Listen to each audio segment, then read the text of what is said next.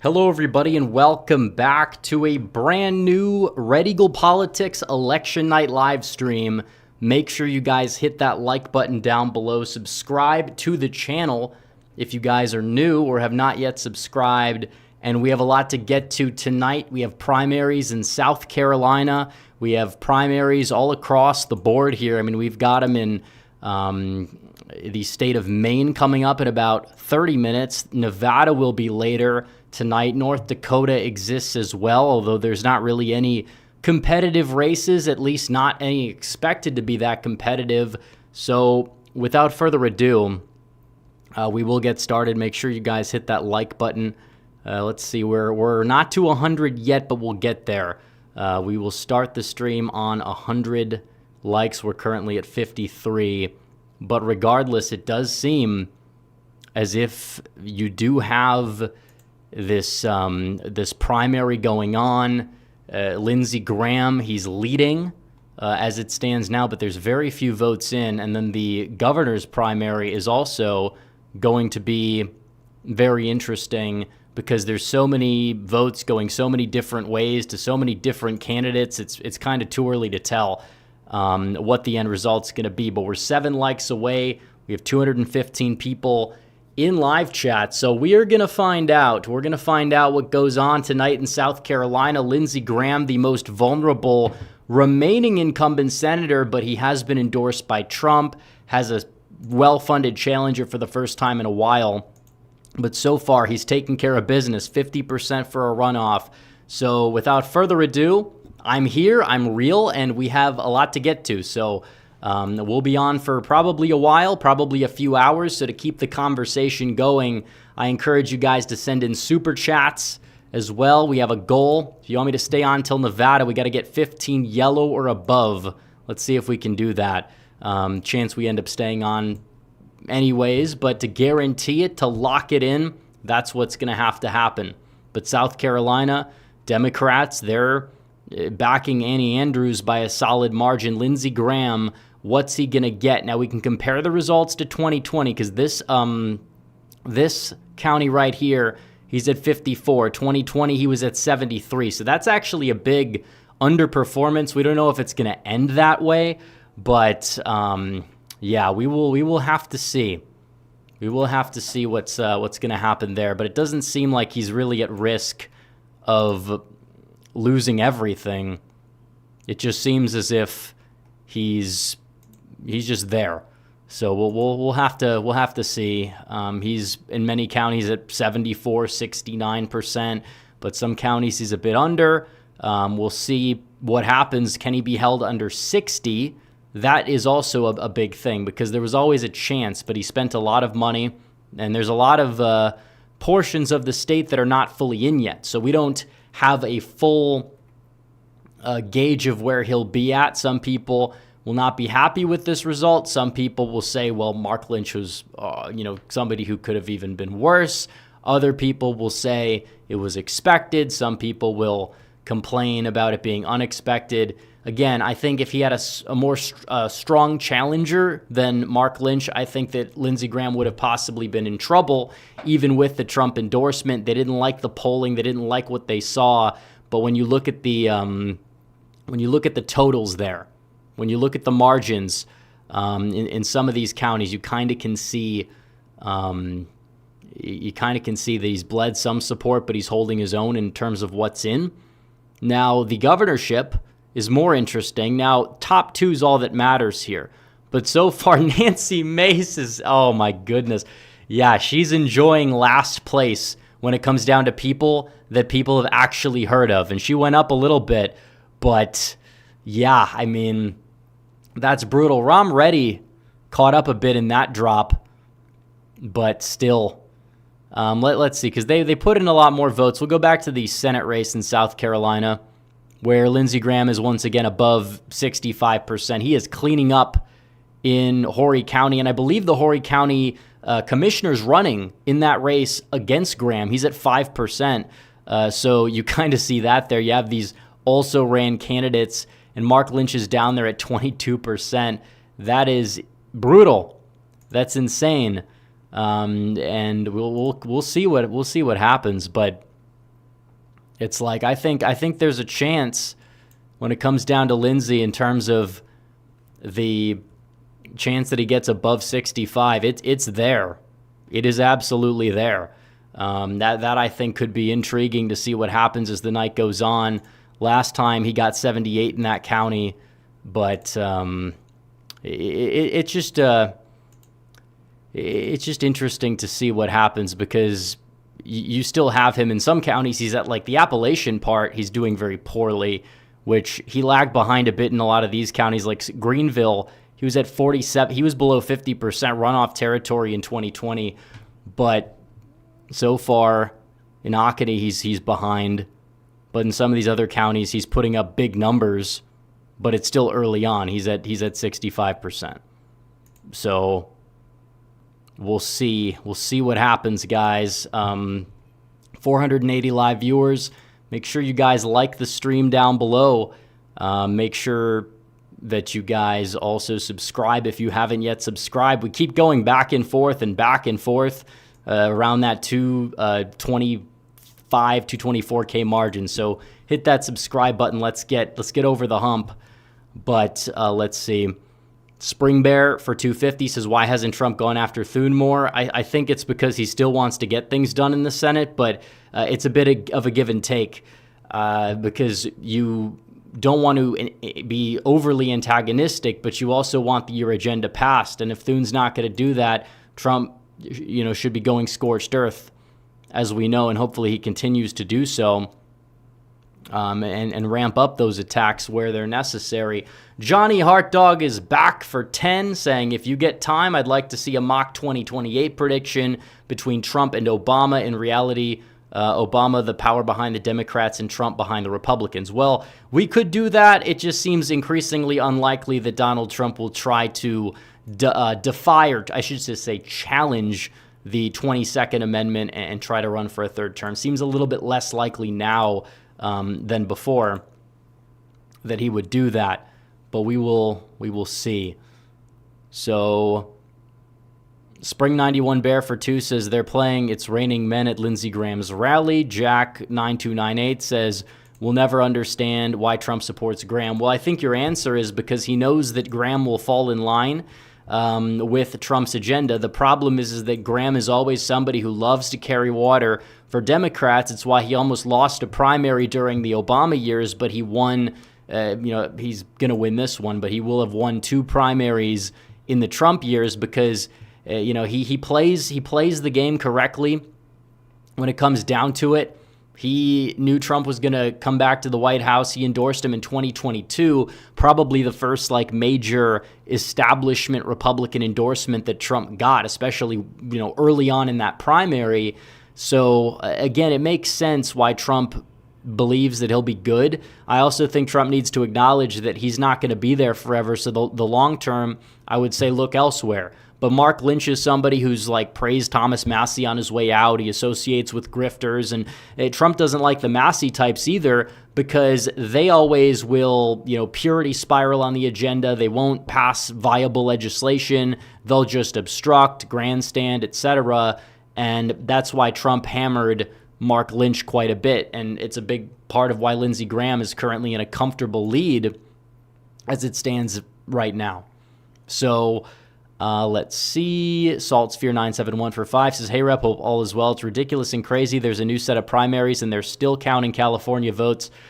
Yeah, California is a mess. I mean, there's no excuse for this. It's a third world country election system that they have there, and it's ripe with shenanigans. I don't think that that's what dictates the results 100% of the time, but we understand that there's a good chunk of Californians who shouldn't be there. And when you mail votes all over the place, you're going to get votes in return from Californians who shouldn't be there. We're talking about illegal alien voting, which is 7-8% of the population in California. That's a problem because you're mailing ballots all over the place. And yeah, they can easily subvert the system when people are complaining. People I know are complaining about getting 3 or 4 ballots that they didn't even have. And they try to gaslight people and say, no, it doesn't happen. It's like you leave it open for it to happen. It's probably less likely to happen in many other states where they're not sending ballots around all over the place. But No, the whole thing is ridiculous. The whole thing is a mess. And it's just a problem overall. It needs to stop. It really does. So more votes are coming in. I don't know where those came from, but it does seem like Graham, let's see, Kershaw County, 80% to 69. So we don't know how the later dumps are going to come in.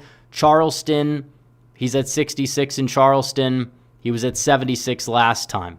So, again, it's a little iffy as to what's gonna really stand here. But let's see.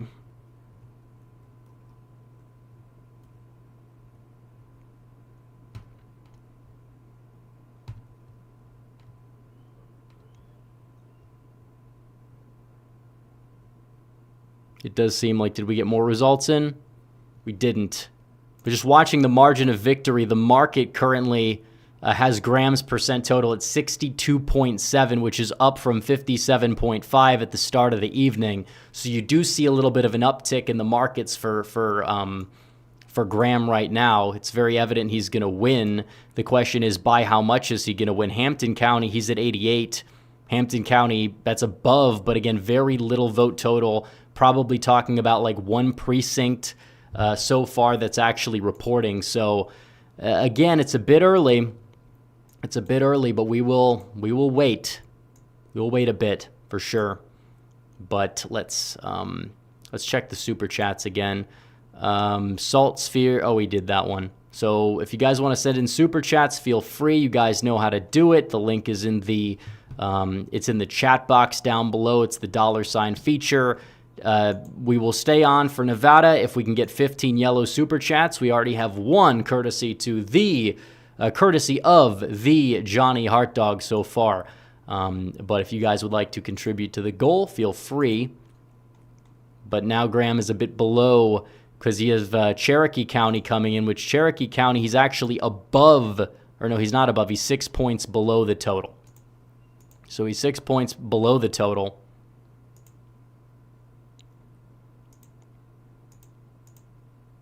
And this is interesting for sure.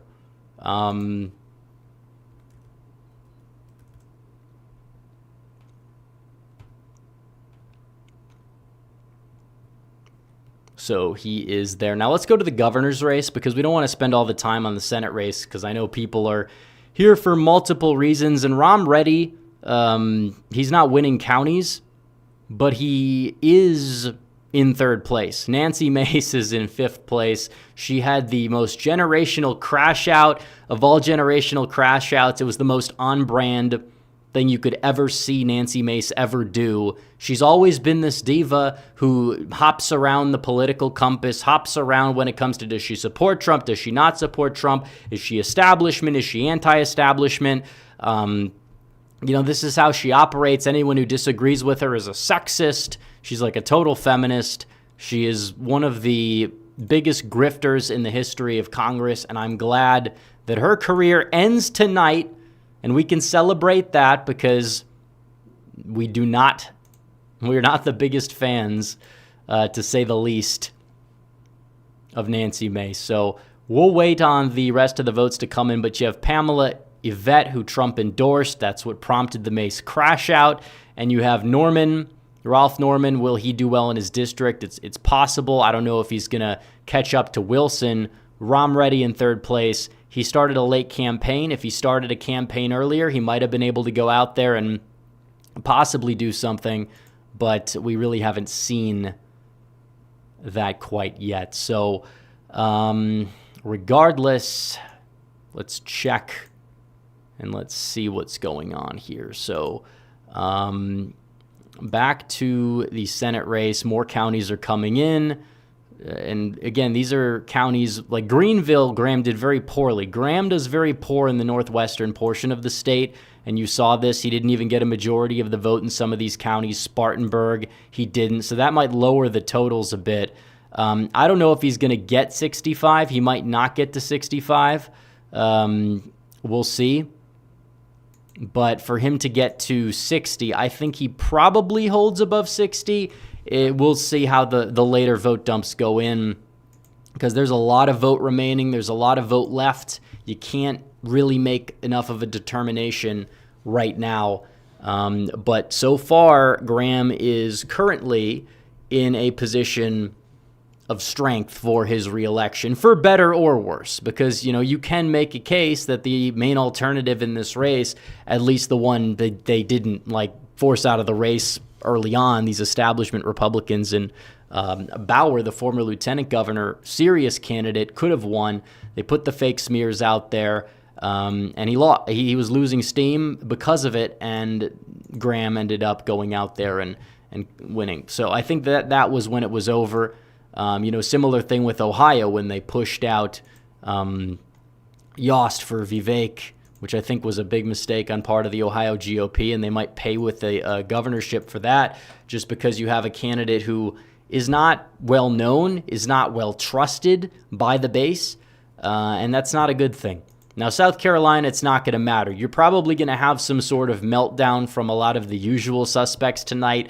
I don't like Lindsey Graham. I'm not going to be one of those people, because those people are looking for a reason to melt down. They'll lie to you. They'll tell you this is going to be a competitive race now all of a sudden. That's not how it works.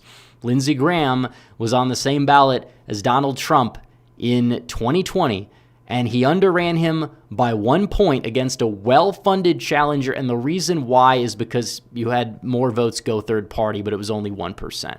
And I think it was only the Republican, Democrat, and the Constitutional Party or the Constitution Party that were on the ballot. So that's what explained it. Either way, it does seem as if it does seem as if Graham is in a decent position. It just depends on how does he underperform elsewhere. Does he end up below 60 or not? That, I think, could be determinative. But I think he probably holds above. But I think it's just a piss-poor performance from Mark Lynch, too, because this is a guy who actually spent money. He actually tried, and he didn't do that well. So it shows that he didn't resonate. And I think the optics of it, not necessarily anything he said, but he didn't really present himself very well. And you kind of see that, and you see the results. It matters. Optics matter. Physiognomy, honestly, matters a bit. For you to go out there and not even get a quarter of the vote to Lindsey Graham despite spending a ton of money, going on all these podcasts, it didn't really work for him the way it did for somebody like Zach Lane, who, may have done the podcast circuit, but at least tried to run a somewhat serious campaign that could have beaten Feenstra. Not only could have beaten Feenstra, but actually did beat Feenstra. So 8% of the vote is in. We can go back to the super chats, and we have some. Giblet 6371 for 5 says California's trying to normalize cheating and makes us numb to it. Pratt dropped 17% last time I checked. Look, I'm going to just say this now about the Pratt stuff, and two things can be true. California's election system is grotesque, it's gross, it's disgusting, it's fourth world. I'm even sure Somalia would count the votes faster, and they don't even know how to count. Let's be real here. California is a disgrace, and it's set up by design to be that way. That being said, no, Spencer Pratt has 0% chance, and I mean zero, ever, from winning an election, legitimate or not, in Los Angeles. And if he would have gone to the general election, Republicans would have spent tens of millions of dollars thinking they have a shot, instead of actually trying to do what they should do and send their money to congressional candidates who can win. So no, I'm actually very glad he lost, because he was going to lose anyways, and Los Angeles is not going to elect him. It doesn't matter. You know what? These are dumb people. These are leftists. These are people that largely want you gone. They want you off the face of the earth. You think they're going to turn on a dime and vote for somebody who's like an open Trump Republican? I hate to be the bearer of bad news. Trump lost Los Angeles City proper by 50 points in 2024. The notion that they're going to turn around and elect a Republican mayor who doesn't hide the fact he's a pro-Trump Republican, I think it's asinine. It really is. They don't like Karen Bass. The left is smart enough to recognize that Karen Bass is dumb. They're also dumb enough to decide that the solution to the problem is to elect somebody that is far more insane than Bass. And that's exactly what's going to happen. So if Bass was really in charge of like this whole rigging process, she's not going to rig it for the Democrat that's going to beat her. Like, that's the thing people don't understand about this. Spencer Pratt had zero shot. Nice guy, nice candidate, nice online candidate. But no, I think Republicans are missing the point that this is a blessing in disguise. A lot of people will be very upset with what I just said, but I know how this stuff operates. I've seen it. I saw it with Kim Klacik before. In 2020, she sucked up millions of dollars. They gave her a speaking spot at the RNC. And what is she now? She's probably back to being a stripper or whatever the hell she was before politics. Like, these people are just, they think they can win these places, and they can't. New York City was close, and the Republican candidate that almost beat Zoran Mamdani was Andrew Cuomo. Like, if you think about that, and even then he didn't get close. Guys, Los Angeles is gone. I appreciate the people that want to see it be better. I'm not blaming Spencer Pratt for it. But, like, the truth is that a lot of late voters are just young, dumb leftists who are going to vote for the further left candidate, and that's why Pratt sunk in that vote dump. So if Democrats rigged it, thank you. I appreciate it. You actually helped us out. Los Angeles is going to be screwed either way. Sorry. But it's true. John Waffle says, should we be nervous about Maine? I heard Northern neocons are supporting Platt. Well, that's ridiculous because Northern neocons, that's Susan Collins. Susan Collins is a Northern neocon. I don't think there's any chance they'd be okay. And Lindsey Graham, where do they put votes in? Was it Marlborough County, Chesterfield? So he's actually doing just fine in those two if he wants to stay above 60.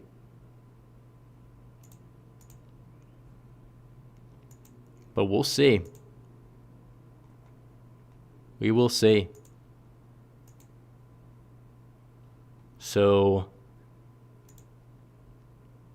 all right, guys. Let's, OG Steven for 5 says the 2020 Senate race, according to the polls, was a toss-up. Graham won by 10. Safe our state. Does Collins? Yeah, Collins should be fine if Plattner's the opponent. Most likely. Some people are adamant she's losing. I don't see it. I really don't see it. Maybe, but again, if they were putting up somebody else, I don't know if you're going to beat Collins, who cleans up with independents, by putting up somebody that's far to the left in a midterm environment where Collins is going to do well with that high propensity voter who is actually winnable. Now, maybe less of them now are winnable, but she should win by, I think, a few points. It's just because of the opposition is so bad this time around. The attack ads are so brutal. This is a guy who's like Mark Robinson on steroids. Literally, when it comes to his personal life, he's talking about beating off in a porta potty. Just a lot of stuff you wouldn't want to say in front of people that are decent people in general. And maybe that hurts because maybe you don't want to run on some of these advertisements. But it's like, this guy is insane. The guy in Texas is insane. The guy in Michigan that probably gets the nomination if McMorrow doesn't drop out is also insane. So I look forward to seeing how this all shakes out. So it should be fun. Should be fun to watch. So we'll go back to the governor's race, but I did want to look at the counties that are mostly in. Marlborough County mostly in, and Graham is actually, that I think he's actually outrunning his totals, or coming pretty close to his totals. So a lot of vote left. We don't know how the remainder of the vote's going to go. Spartanburg County, again, 48. Now he's at 45. York County, another county he's below. So that's a little bit of a drop for Lindsey. But he's still hanging in there at 60.7%. But a lot of vote left. Does Lindsey do better with election day voters, or does he do worse? Because they haven't called it yet. It's likely he wins, but they haven't called it yet. So we will wait and see. We'll play that waiting game. But okay, let's see. OG Steven. Oh, we did that one. So I think we covered all. Okay, wait, no, we didn't. Johnny Hartdog for 5 said Graham's a rhino, but they're worse than him, but he's conservative for the most part. I mean, again, it depends how you define it, because his voting record with Trump in the Oval Office is not, he's not the worst senator by any means. If anything, he's a reliable vote, and that's why Trump gets along with him, because he does have sway over other weak establishment rhinos in the Senate. The problem is that when Trump's out of office, and if a Democrat ever gets in there, which could happen, then Graham is going to be somebody who falls in line with the Democrats, and it's just, that's how he is. He loves making deals. He'll get along with Trump. He'll get along with the Democrat they put up too, and that's the problem. So Cherokee County 57, he's underrunning by about 6. York 49. That's a big underperformance, but there's a lot more vote that hasn't come in yet, but we'll see. So again, it's just one of these election nights where we watch the results. We'll go to the governorship, what's going on there. And Ram Reddy is in 3rd place, but Alan Wilson is still in 2nd. I think Yvette's going to advance. I don't think anybody should have a doubt in their mind about that. Wilson, depends what's left for him. It really does. Now, he's cleaning up down here. That's important to note. He's doing very well in southern South Carolina. Norman will do well in his district. He probably, maybe he could get 3rd, but I don't think he's going to get 2nd, because there's counties around here that are not coming in his favor. So we'll see. Back to the Senate race, 14% of the vote is in. So more counties are coming in here. Some of Graham's strongest counties have not yet fully come in. You're still waiting in more votes out of a lot of these places, even the places that have come in. And Mark Lynch, he got above 25%, but then he went down to 25.1 from 25.2. So let's go back to the Super Chats, to the live chat at least. And we have a big one from Caleb for 20 saying, do you think the Supreme Court ruling regarding election month goes in favor of ending? Lombardo in my home state of Nevada can make reforms. He wins re-election. It depends on what does he do with the state legislature. Because if it's still going to be controlled by Democrats, you're going to have to make a deal to get it done, which probably would involve something else being thrown in there. Which is why it's important to get out and vote down ballot. Don't just vote at the top of the ticket. You got to vote down ballot as well. So let's just consider all the effects of it, because it just does seem like, when you have these election systems that are going on, that nobody's going to trust the system. Like, is it all fraud? Not necessarily, but it opens the door for it, and that's kind of a big problem, because nobody should trust the system if it takes them 2 months to count the votes, and then the opposing party ends up winning. The party that wasn't winning the whole time ends up winning. Yeah, that's a problem. Florida and Texas are big states. There's no excuse for California. I don't want to hear it from these people on the left about how, it's a big state. They can't count. No, they can. And again, stop sending in mail-in. If you're going to vote by mail, you vote by mail. They get the ballot on election day by poll closing, or it doesn't count. If you really want to be one of these people that votes early, then vote early. If you want to vote by mail, you can vote by mail, but I'm just going to say that it's probably not something that you should be having election day go by and mail-in ballots are still outstanding, and you're going to get them 3 days later, and it's a close race, and one party who didn't think they were going to win ends up winning. Who is that good for? That's good for nobody. That's not good for anyone. And I'm not going to sit here and be gaslit about it by these morons and lunatics that think they can pull one over our eyes on the topic. Like, we understand you got to be tactful. You don't want to be throwing out every schizoid theory that you could possibly ever fathom or get your hands on regarding this stuff. But let's not try to pretend as if there is no such potential for this stuff going on, because there's a lot of it. And, you know, it doesn't even matter if it's 100% a legitimate system. It shouldn't work this way. Texas doesn't work this way. Florida doesn't work this way. You know, the country can count 500 million, or not 500 million, but like 100 million votes on election night plus across the entire country. You can count X amount in California within a 2-day period, much less a 2-month period. There's no excuse for it. There's not. California, now Alaska has an excuse. You got to take a dog sled to go vote 100 miles away in some places up there. Alaska makes sense why they do what they do. Now, it shouldn't take maybe as long as it does, but I kind of understand why Alaska could take a week to count the votes. California, it's very densely populated. There is no excuse for why California does what they do, especially in these urban centers, and then you're expecting people to trust the system and take it at face value. I think it's insulting the way these people operate and the way they gaslight. I think it's insulting because everybody knows that California is a hotbed of corruption and a hotbed for illegals who now you can get their hands on ballots pretty easily without any trace of it, you know, without any form of verification. And I'm sure that there are Republican households that'll get extra ballots and then decide to, I don't know, vote red on them and send them out too. Fraud can happen on both sides. But we understand in a state as blue as California and how people that shouldn't have hands on ballots at all tend to vote, or the party that, you know, coddles them, how they operate. Think about that for just 1 second. So I don't know where those votes came in from. We're still waiting on detailed county results. We don't know, are any counties all the way in? You have one county that's like 53% in.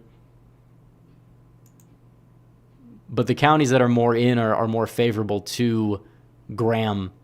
Like Spartanburg County, is that going to hold at 45-39? I don't know. We'll see. But you know, you can't have an election system the way that California does, or even Arizona does, or any of these other states do, and expect people not to claim that the system is fake, claim the system is corrupt, which it is corrupt, but people are not going to trust the results. If they win, they'll trust it, but if they lose, they won't. And it's pretty obvious why. You just keep counting and counting and counting for days. Why don't you just count it all effectively? Why don't you just count it normally? You don't get to blame Republicans when you control the entire state is like D plus 20, D plus 30. Like, you don't get to play that game that it's the Republicans' fault for why Democrats can't count votes that are going to go Democrat anyways. Aside from a few House races that they know they can harvest questionable ballots. They'll do it. They don't care. Like, what are they going to do? Ask people for their citizenship before they start handing them out the mail-in ballots they get their hands on? Come on. People, we're not dumb. We know how the system can operate.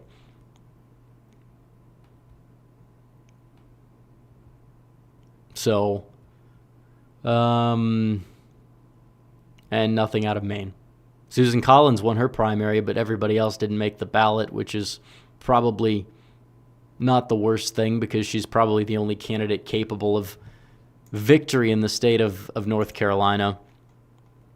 Or not North Carolina, Maine. We're doing South Carolina.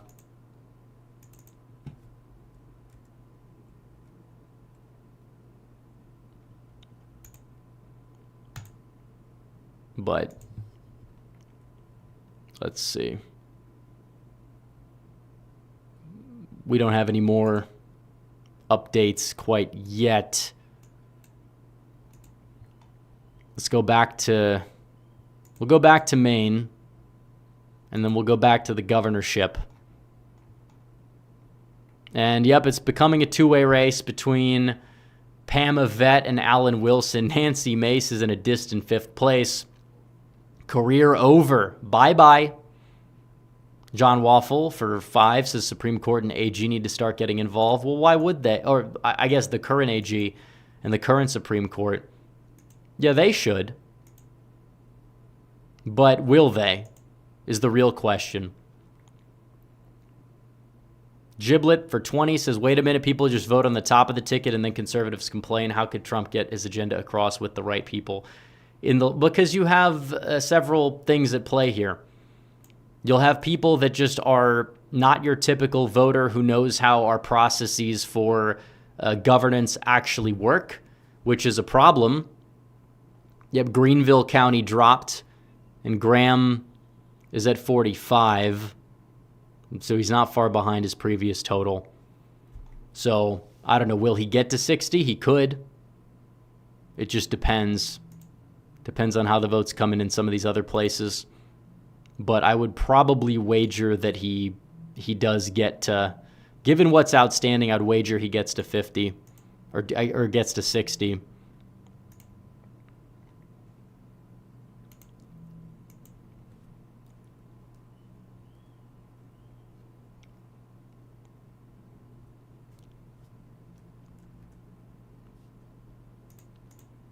So let's see. Yep. We'll go to Maine. Anything out of Maine, nothing out of Maine. The governor's race there is going to be interesting. We'll see.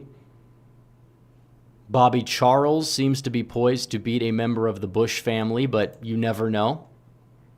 You have seen upsets before. LePage already called in the 2nd District. He was not facing any opposition there, to be fair.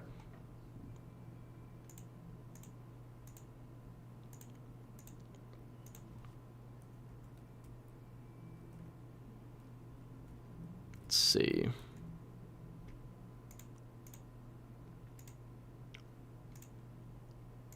It just depends on how the votes come in.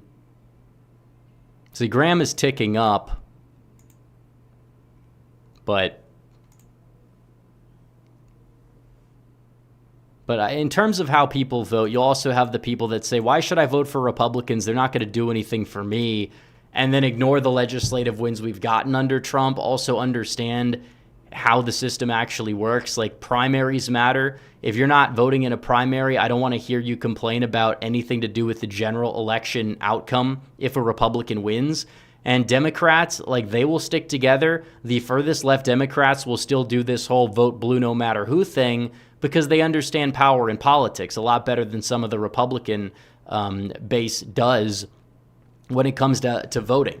So we need people like severely getting involved in this stuff because it does matter. You have to get involved politically. We need people working in the system. And if you're not voting, then these people are not going to pander to you. They'll pander to the dead coalition, people that are literally dead. They will pander to them.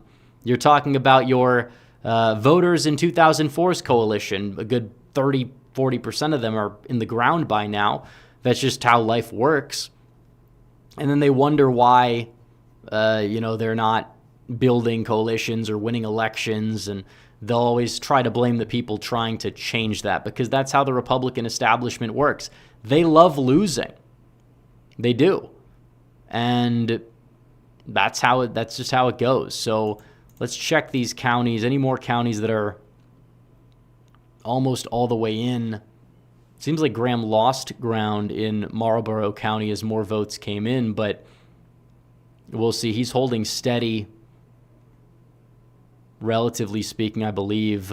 Oh, yeah, he's at, 78 to, 82, 83? Yeah, that's not a big drop in a very, very red county, I presume. At least among the Republican electorate, it's very, very pro-Trump there. So it's just a primary night. Now the Democrat side, let's check turnout. Democrats actually leading, but again, Charleston County is mostly in on their side. You're talking about Democrat areas that have mainly reported. Columbia, some of these more bluer areas have been the ones to report so far. Now, it is true that when it comes down to the expectations of it, 34% of their votes are in, only 21% of our votes are in.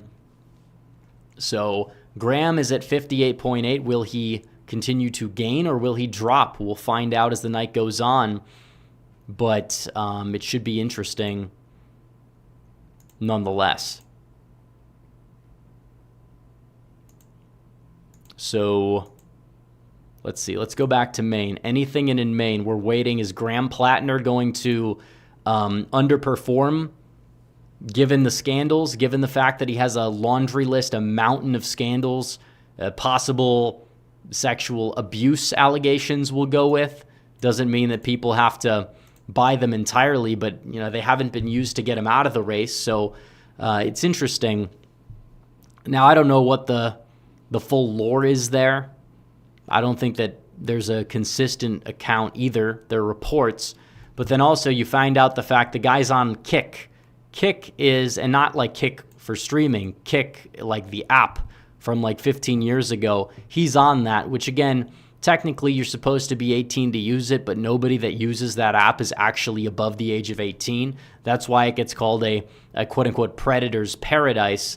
So again, Democrats want to call everybody who disagrees with them a pedophile because they've ran out of disgusting terms to label their opponent with, especially after the whole Nazi thing didn't work because of what was on Graham Plattner's chest.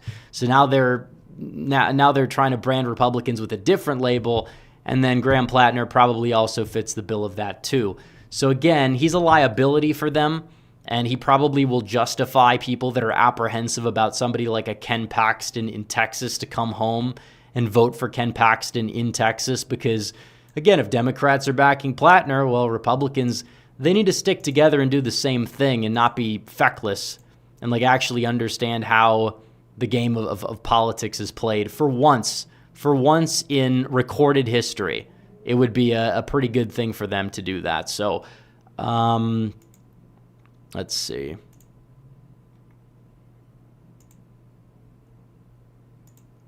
Yeah, he's at 59 now. So the governorship, and this is interesting.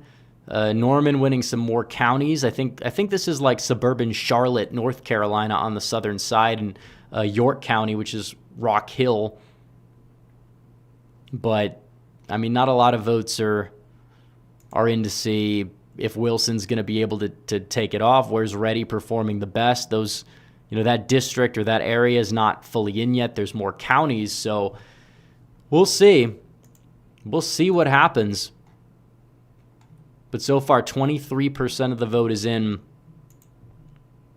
and Graham is at 59.1. So the question will be, does he get to 60?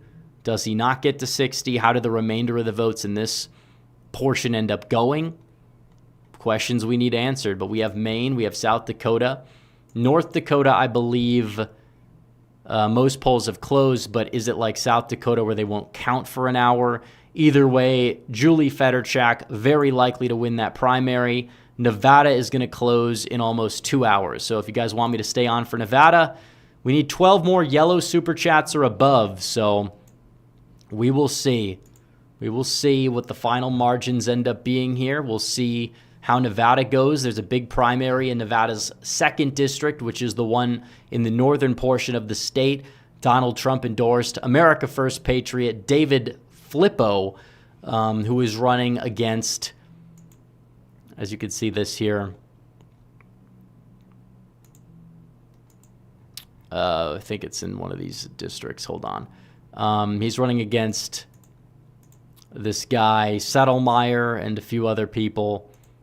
And we'll see if they end up taking the northern part of the state. But Nevada's another state that's going to count for a year. So we may not have full results, and early results may indeed be misleading. So keep that in mind. Don't overly panic. Just seeing the other counties that are not fully in yet, like Florence County, that's a big Lindsey Graham county. Nothing in from Florence County at all. Beaufort County, he did fairly well. He did all right there. We'll see how that changes.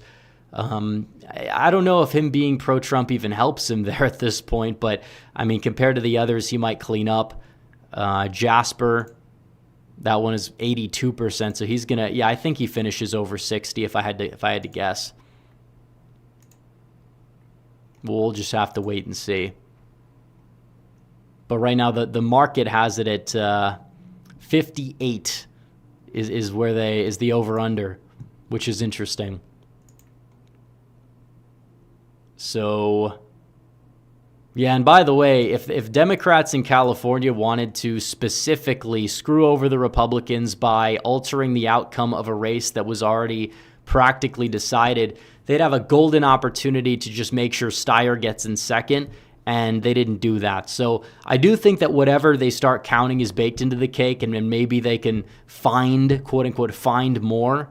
But because the ballots were just all over the place, they weren't able to do so in like a multi-member or a multi-candidate primary. Who knows?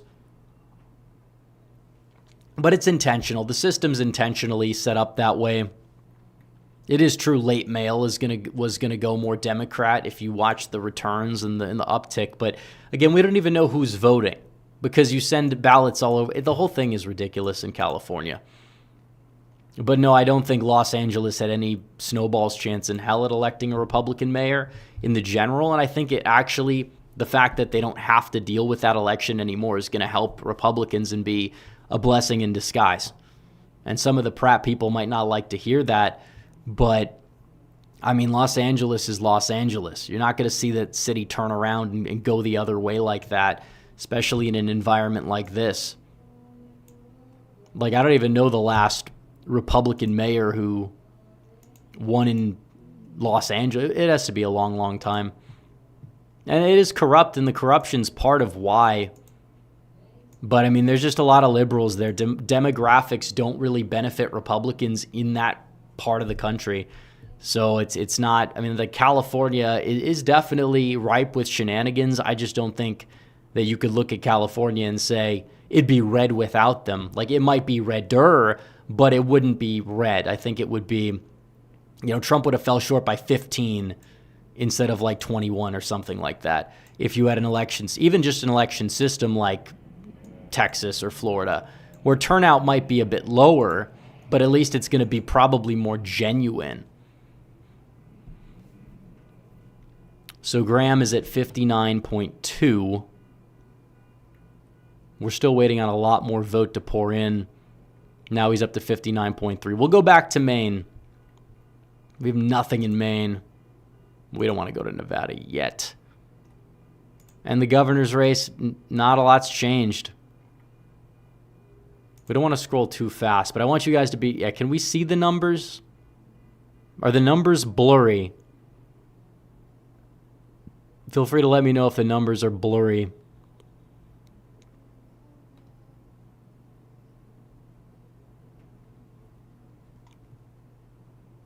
Okay, people say they can see them. They might have to zoom in if they're seeing it on a phone, but... All right, that's good. I'm glad to hear. I was watching my election night live stream a few nights ago, or at least parts of it from 2024, and I know we had internet problems for much of the stream, which is probably why the numbers weren't crisp, but you couldn't see the county results. You couldn't see a lot of them, which was unfortunate, but I will tell you, that was a pretty good stream. That was a pretty good outcome, too. But let's go. Yeah, we'll wait here. There's nothing else going on. Well, actually, let's check Jim Clyburn, because Democrats were trying to primary him out on the far left, and it'd be funny if he lost his primary. I just don't think he's going to. No, they called it. Oh, man, 93%. It's because it's a district full of, on the Democrat side, most of those are just like black boomers, and we know how they're going to vote. They're going to vote for the, establishment candidate they know. There's not like a big opportunity or I guess you would say like drive to primary him out on the Democrat side, given just who's voting in that particular district. But let's see, Godspeed 17Q sent $50 saying, I appreciate all the work you do. May God bless and strengthen you to continue in this work. It helps many of us. Well, thank you. I appreciate that. I appreciate the big super chat. And it's just something I agree with that. This is something that's gonna have to be done. Somebody's got to cover this, because the only way you're going to take your country back is through the electoral process, realistically speaking. It's slow, it's painful, it's not easy. Sometimes you have setbacks, but I think that we're doing our part in moving the ball down the field, not just with this administration, but in terms of what this party needs to be. And you have a lot of, dumb infighting and saboteurs and all that stuff. That's all true, but I feel like a lot of it is noise. It's lost on the average person in the way things are moving in reality. And I think that these primaries have kind of shown that as they've gone on. So Graham is now back up to 59.2%.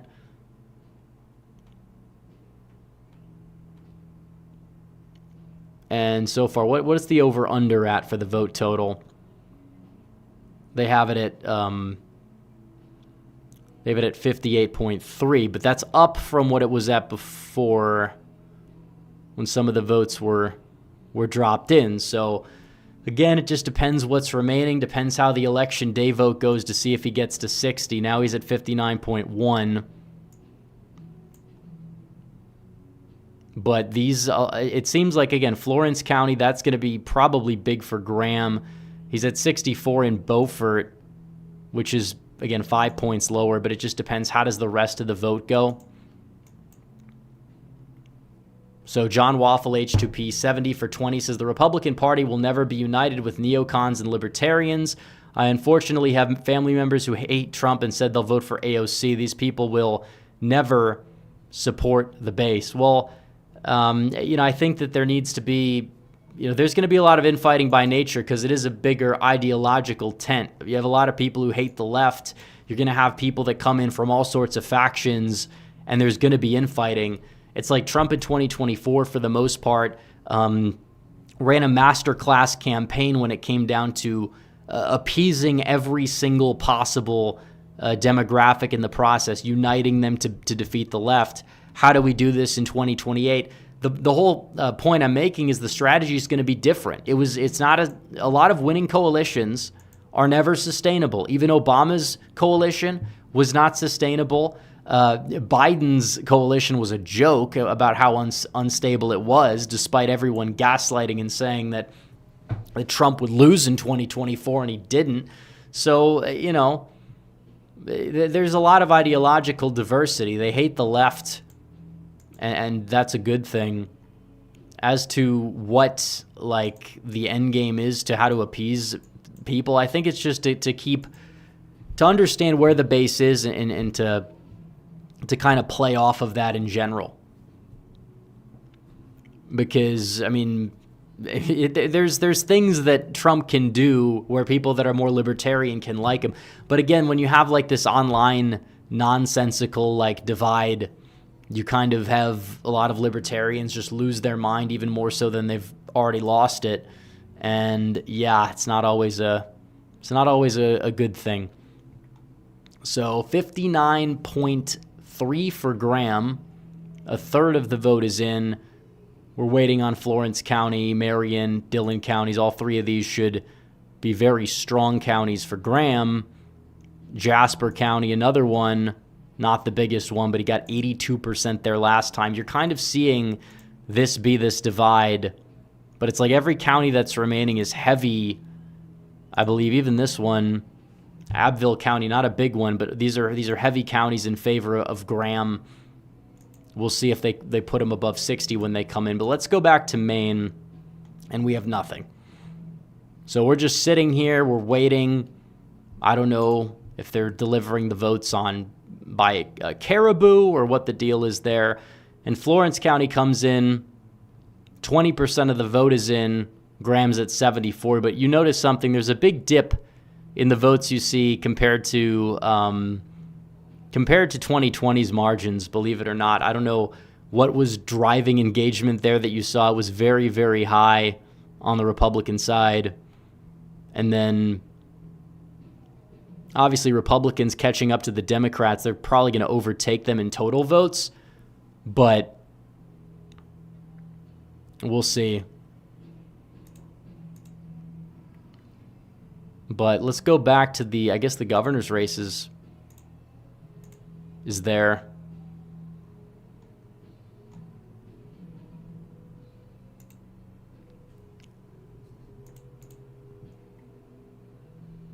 And you see Yvette is currently in first place, 28.9%. So the Trump endorsement was enough for Graham, but Yvette, came late. A lot of candidates, everybody's kind of been running, trying to be the most pro-Trump or whatever in the running, whether it's Yvette, Wilson, Norman, Reddy, Mace, and her meltdown. And I'm sure she's going to melt down again, but she's going to grift. We know she's going to grift. She'll find something else to do. Who knows what that's going to be, but she'll find something. Because her whole career is a grift. Everybody knows it. Like, we're not dumb. So 5 out of 15 to our goal. We're on pace to hit it, by the way. So make sure you guys send in those super chats. We have about an hour left on the goal. We could always extend the goal, though. So Nevada doesn't close for another hour and a half.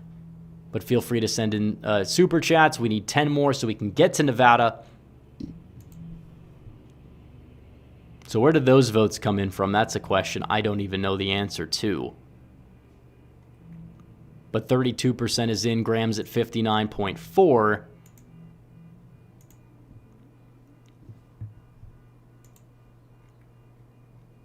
Let's see. We'll go back to, the Senate race. It's always been certain that Annie Andrews would be that Democrat nominee. But we're still waiting votes in Maine. We have nothing.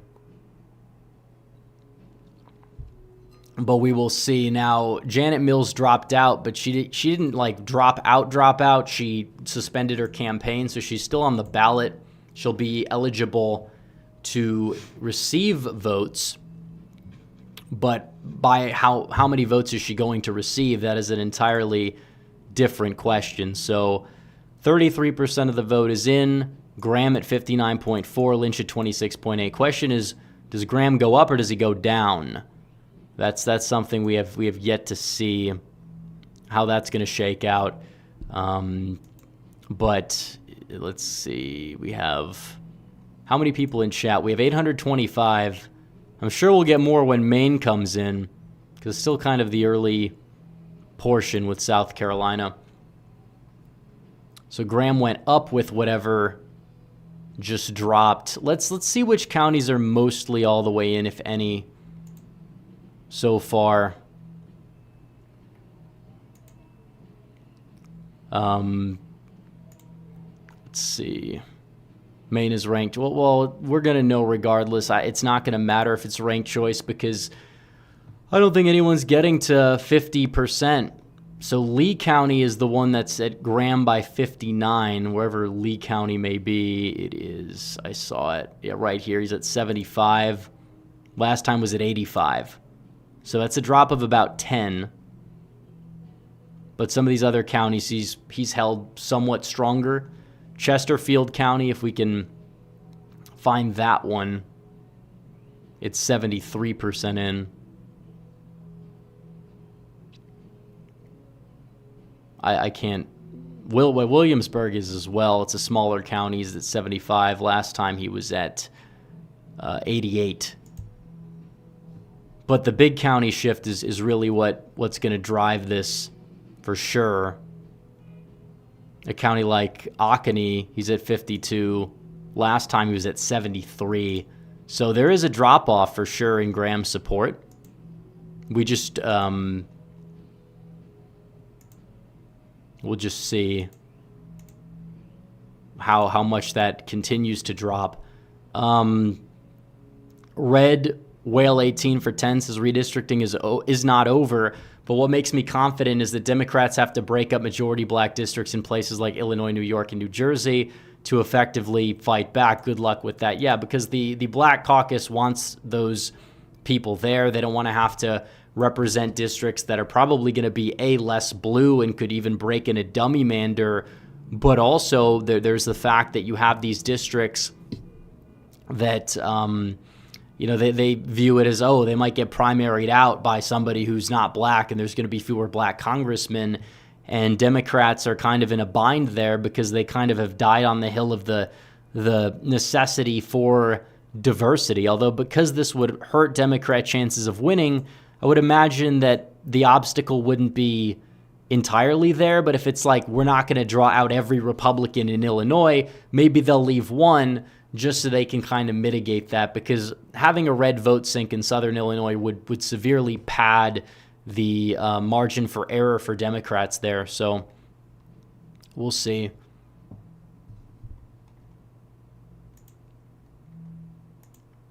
But yeah, we're waiting for more votes to come in as it stands now, and that we are. So, let's see. We have in Maine, no votes. We'll wait. We're 30 minutes in, no votes. We were about 20 minutes in until we had votes in South Carolina. So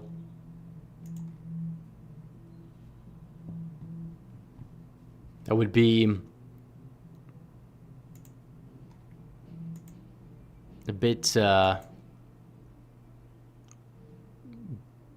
guess, irritated if I was awaiting the results in Maine. Like, if this was a competitive race, this would be a bit tougher. That base cat says you gave your Carmelo Anthony. Well, I haven't covered the verdict in the stream, if that's what you're asking. I mean, there's nothing to talk about, really. I mean, it's the right verdict. It should never have been a possibility that he was going to be let off. He basically admitted guilt the second he was arrested. That was obviously going to be used against him at a minimum. But, like, you stabbed a guy at a track meet where I don't believe you were allowed to even have the weapon, but that's besides the point, because you stabbed a guy who everybody, even a lot of the people that were around testified against him because they knew he was guilty. There was no sort of evidence, or there was supposed to be a video. They didn't release the video, but that video probably would have, made it evident that he wasn't guilty. But you have a lot of people upset. We know why they're upset, because if you're a black guy who kills a white guy, you're going to have a segment of the internet automatically just go out there and defend that action no matter what, because you just have a lot of derangement out there. This is the way the left has operated. This is how they operate now. It's insane to me how many people go along with it. But that's really just what you have. I mean, you have people that are prioritizing tribalism to, own people that disagree with them or whatever, over just basic humanity. Like, this guy got stabbed to death at a track meet. Allegedly, he wouldn't, the defense was saying, he wouldn't give up his seat. Okay, he didn't have to give up a seat. You took his life. It's not a justification. So Plattner is leading, but it's two little towns in, but he's not doing that well. He's only at 55.7, and Mills is at 31. So it's a very small percentage. It's not necessarily indicative of how the rest of the state is going to go, and now I think they just took the votes away. So if we can get those back, that would be appreciated. But looking at South Carolina, it's still just hanging in there, hanging in the balance at 35% in. Italian Stallion for 10 says, I'm almost certain Plattner wins Maine. If Dems can vote for Jay Jones, I don't see why they would object to Plattner, because it's not about that. First of all, Maine is different culturally than Virginia. The circumstances of that race are very different, and Jay Jones is a severe underperformer. He underperformed the top of the ticket by 10 points. It wasn't some magnificent performance, and Miyares was under attack because of what was happening with, Doge and the cuts to the bureaucracy in D.C., and he was siding with them, and a lot of Northern Virginia said, I don't care, and Northern Virginia's crazy. We know that. It should be no surprise in the slightest they would back the guy. But Maine is different because Susan Collins is a longtime incumbent who's extraordinarily, able to outperform the polling, go out there and win. And the Jay Jones scandal broke pretty late. The Plattner stuff has been going on for a long time.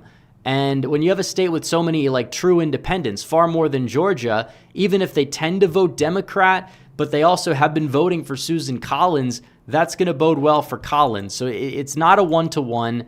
And Maine is not like West Virginia. This is not, a situation where Joe Manchin was going to get swamped because it's an R+40 state. Maine is a Harris +7. Before that, it was Biden +9. It's not very elastic, but it's not that Democrat, and they are comfortable in New England for one reason or another electing Rockefeller Republicans, and Susan Collins has enough pull to get the job done. The fact is she probably could beat Mills one-on-one. She was beating Mills in all the polls too. And then Plattner comes along, and Plattner's starting to lose ground in the polls, except for one poll which had a strange result that said that when people heard about the allegations that Plattner, his numbers shot up for some reason, which again, I don't know if it was the way the question was asked where it mentioned like defending of the wife, but I think it probably may not. That probably doesn't age well. I don't know how they came to that conclusion. Maybe you got a weird sample or something. It happens in polling. But yeah, you had that. That was the most amusing poll I've ever seen, where they heard about the sexual assault allegations and the numbers went up. They didn't go down, they went up. That's just absurd to me. It's just hilarious. But let's see. Let's go back to Maine. New York Times is okay. The votes are back. They're the same. Plattner's in a 17-vote lead. And the Republicans don't have any votes in for the governorship for some reason. But it's just how it goes. Giblet6371 for 10 says, I hope there's not a race riot over the Anthony verdict. The media is saying he didn't intend to. Well, yeah, if you stab someone in the chest, I mean, this is basic like a criminal law theory. I didn't intend to kill them. I just intended to cause bodily harm. That's not a defense. It's never been a defense. It never will be a defense, especially not with the way that Texas operates. It wasn't even a stand your ground situation. It was excessive force. You stabbed the guy plenty of times in the chest. It's not like you stabbed him in the leg. Maybe then you would have like a plausible deniability defense for like some sort of manslaughter. But no, you stab him in the chest repeatedly, you kill him on sight. There is no defense for what he did. No defense at all from what I can see. So Plattner's at 59. And I hope he wins by a substantial margin, but not too substantial, because you want there to be some cracks, but you don't want it to be like, oh, he got below 50%, or oh, he almost lost to somebody who's not running, because then the Democrats are going to take him, they're going to toss him out, and they're going to bring somebody back in. So you want him to probably get around 66% of the vote, maybe even closer to 70. But you also don't want him to be below 50. You don't want him to be above that margin, because there has to be enough cracks in the foundation. And because Maine's a closed primary, you don't know which way the independents would go or who they would prefer. So there's a lot to it. But Bobby Charles winning big so far. We will have to see what happens. But I don't think there's going to be a race riot. The race riots are a thing, I wouldn't say of the past. I would like for them to be, for obvious reasons, but you did have a lot of people fund them because they thought that they would, like, for some reason, enthuse and help. And Troy Jackson's in the lead for the governorship. So that's also interesting, because if Troy Jackson loses, they could try to replace Plattner with him, and a lot of Plattner's fans would be happy. So hopefully Jackson wins that race there. So Plattner's they're not going to be able to easily replace the guy, because Mills doesn't even want to run. She's there on the ballot because Schumer wanted her to be. Has nothing to do with anything else. Democrats are probably just going to gamble that race the way they gambled Virginia. So Lindsay's at 59.6. He's inching back up. We'll see if that holds in South Carolina. But New York Times has been a little laggy for some reason. It's just been a little rough. But yeah, it does seem as if Wilson and Yvette are going to advance. Most likely, given how the race has gone in South Carolina. So we'll go back to Maine. And yeah, Plattner's at what, 59?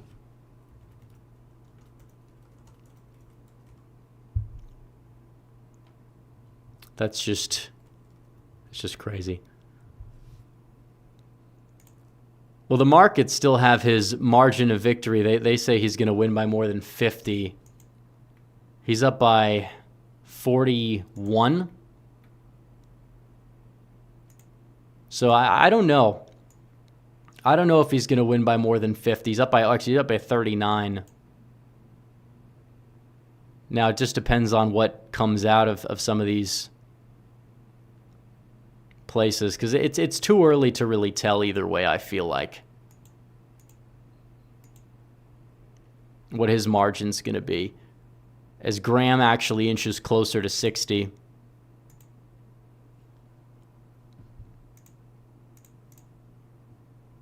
So that's interesting.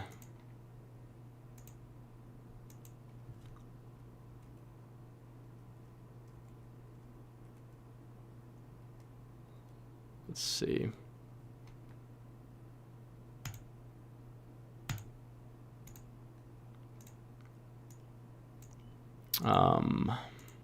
Okay, we'll go back to Maine. So what's going on in Maine? It's the same. Not even 1% of the vote is in. I don't know how I'm supposed to do anything with this. Like, I guess these are all the votes in of their specific towns or whatever, which is, it's kind of like a precinct map. They don't even do it by county. Some of these up here might have no votes from what I've remembered and how this stuff usually ends up going. It's really interesting. So, yeah, Graham went down a bit. I don't know if it's more of Charleston that came in, but he's doing all right in Charleston, but not, again, he's not hitting the targets to stay above 60. So that's kind of the issue with that. But let's see. That base cat for 5 says, don't mess with Texas. They gave that FedEx child murder the death penalty despite pleading guilty. In blue states, minors would not be charged. Well, that's how they operate, where you think that you can rehabilitate a child murderer or somebody that decides to just stab someone in the chest, even though somebody that actually, believe it or not, had a better upbringing than a lot of people would have expected or anticipated if they look into the facts of it. You know, you have somebody who has a high GPA, somebody that is from a 2-parent household. Those things usually don't correlate with crime regardless of race. Even like when you adjust for all these factors, it plunges significantly, you know, but there's still that cultural element. Now, was it like a racially motivated attack that we saw? There's not enough evidence for it, at least evidence that we've seen. Again, if they release the video, maybe it would be a different story. Like, you have witnesses that claim it really wasn't. I don't know.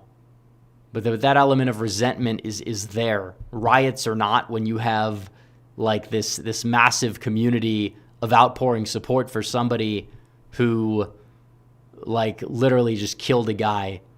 And even if that killing wasn't racially motivated, they wanted to free him because of who he killed. And then that is obviously as racially motivated as you can get in that situation. So definitely a tragedy. And Texas is not going to take light to that, because you look at what happens with these repeat offenders, like the guy who killed the woman on the train in North Carolina, the Irina Zarutska case. He had a rap sheet miles long, and he was let off by Roy Cooper's Department of Justice. They had the files. They let him go. They sat on it. It didn't matter. So, yeah. Now, it does appear as if Graham is going to win, and we know that. We'll go back to Maine for a second here. And Plattner is at 65.6%. Mills is at 19%. So more votes are pouring in. It just depends. He's doing well in these rural areas among registered Democrats, which again, that doesn't mean he's going to do well there comparatively in like a general election. But we'll see how he does in the more establishment part of the state, in places where you may have more adherents of, like, I guess you would say people that might be open to even voting for Collins despite being Dems. How do they go? But Plattner so far, despite having all the money, spending all the money, being the only candidate, the fact he's only at 65, it's not awe-inspiring by any means. It doesn't mean that it's a sign he's going to lose all those voters in a general election, but it does show that the cracks are there in the surface. And if you have so many people that are already comfortable voting for Susan Collins, and Susan Collins can run advertisements distancing herself from Trump and everything like that, and then you see what the outcome of that's going to be, it's like, yeah, I mean, there's definitely something there. There really is. So we'll see. Mark Lynch is almost winning in Spartanburg County, which is very interesting there. 49% of the vote is in, but Graham leads by more than 31. And we'll go back to Maine. And speaking of Grahams, we got two Grahams. You have Lindsey Graham and you have Graham Plattner. So there's a chance that both of them are going to be in the Senate, although I think it's pretty much a guarantee at least one of them will be. And I think Plattner still has a much tougher path than most Democrats would want to admit. And that's the way it is. Now, I would easily trade Maine for Michigan or Maine for Georgia just based on the fact that you get a more reliable vote in the Senate. But like, the truth is that when it comes down to it, Susan Collins is just a masterclass of a politician for what she has to do, which is win in Maine. That might not be happy, or that might not make us happy, but the reality of it is that there's rarely been a time when Collins single-handedly is the button pusher that screws over the Republicans. Usually, she just knows which dives to take, and then will express her concern, and then will vote the right way. The problem is that she has so much plausible deniability for that, and people calling her a rhino help, the fact that Trump doesn't like her helps, it allows her to win in Maine. It allows her to kind of maintain that seat. So Plattner is going up closer to 70, and I think that this kind of shows a bit of confidence in the Democrats in Plattner if he cracks 70 or if he gets to 75. I think I'd like him to stay below 70. I think it would show weakness, but I would also want him to be above 60 because you would like for Democrats to look at this result and say, we can't remove him. No matter what we do, it would be bad politics. Now, it's just less than 1% of the vote in, and he lost support with whatever drop came in there, but who knows? I just wish they would have a county map as well. I mean, you could add an option. It wouldn't take a lot of time to do so. So, let's see. We have 900 viewers. Again, guys, like the stream, subscribe. Feel free to send super chats. We're 7 away from our goal. We got to hit that before Nevada, or there might not be a Nevada. So 44% of the vote is in South Carolina. We'll see how the latter half goes. The election day vote, could that be worse for Graham? Now, some networks have called it for Graham, but Graham, yeah, he upticked wherever that vote came from. He went up, and that's the thing. Like, you have Lawrence County, 71% of the vote is in. He's lagging behind there by about 10. But it's about how does he do, across the board. Where is turnout going to be as to will he break 60, and how did the remaining votes go? Because there's plenty of them that you don't even know. Maybe they were more establishment, but maybe the establishment voters are more likely to cast a ballot for somebody else because the internet's not real life, and Graham has been sucking up to Trump lately. So who knows? Who knows how that works? There was a coalition possible to defeat Graham if you had the right candidate, and the right candidate just wasn't there. That's the way it is. I mean, you can't expect to compete with Lindsey Graham when you're going to be outspent, when you're associating with people that call the president the Antichrist. You're not going to win. Like, that's how it goes. And that's the problem Mark Lynch did. And, you know, it's clear to me that these like Massey types are not that well liked, especially when it comes to being elected to the Senate. Now, the guy who won in Iowa against the Trump-endorsed candidate, he talked about local issues. He was a serious campaigner. Like, yeah, sure, he went on Tucker Carlson's show like 6 months ago, but the bottom line is that you know, he's doing things he had to do for exposure. We'll see how he leads moving forward, you know, but he definitely brought something to the table politically, whether it's the Maha stuff or whether it's the the fertilizer or a lot of the things he was talking about. He brought something else to the table that kind of had this energy that was added to his campaign, and he actually outspent. He fundraised well. He did what he had to do. He had the backing of TPUSA, and he got it done. He won. So that base cat for 5 says, don't mess with Texas. They gave that FedEx shot. Okay, we did that one. Never mind. That was an old super chat. But I do appreciate the super chats, guys. Feel free to send more if you guys would like to keep that conversation going. And we have an hour and 9 minutes until the next polls close. Fedorchak is probably going to be fine in North Dakota. We don't really need to cover that race a whole lot. But we'll go down to the governor's race. And Yvette is doing better with the later vote dumps. She got the Trump endorsement, which might make sense. Why? Because it kind of came a bit late. Nancy Mace with the crash out. It is. If one thing happens tonight that's going to be great, it's going to be the fact that Mace is never going to have a political career. Period. It's going to be brutal. But we'll see. So hopefully the people of Nevada can get out to vote, because there was such a bad turnout earlier today. And I don't know who that's going to help. We're really yet to see. But again, people need to get out and vote, period, for whichever candidates. You know, again, you don't get to complain about the Republican Party if you're right-wing in this country and you want to actually win instead of complain. Because again, those are two very, very different things. So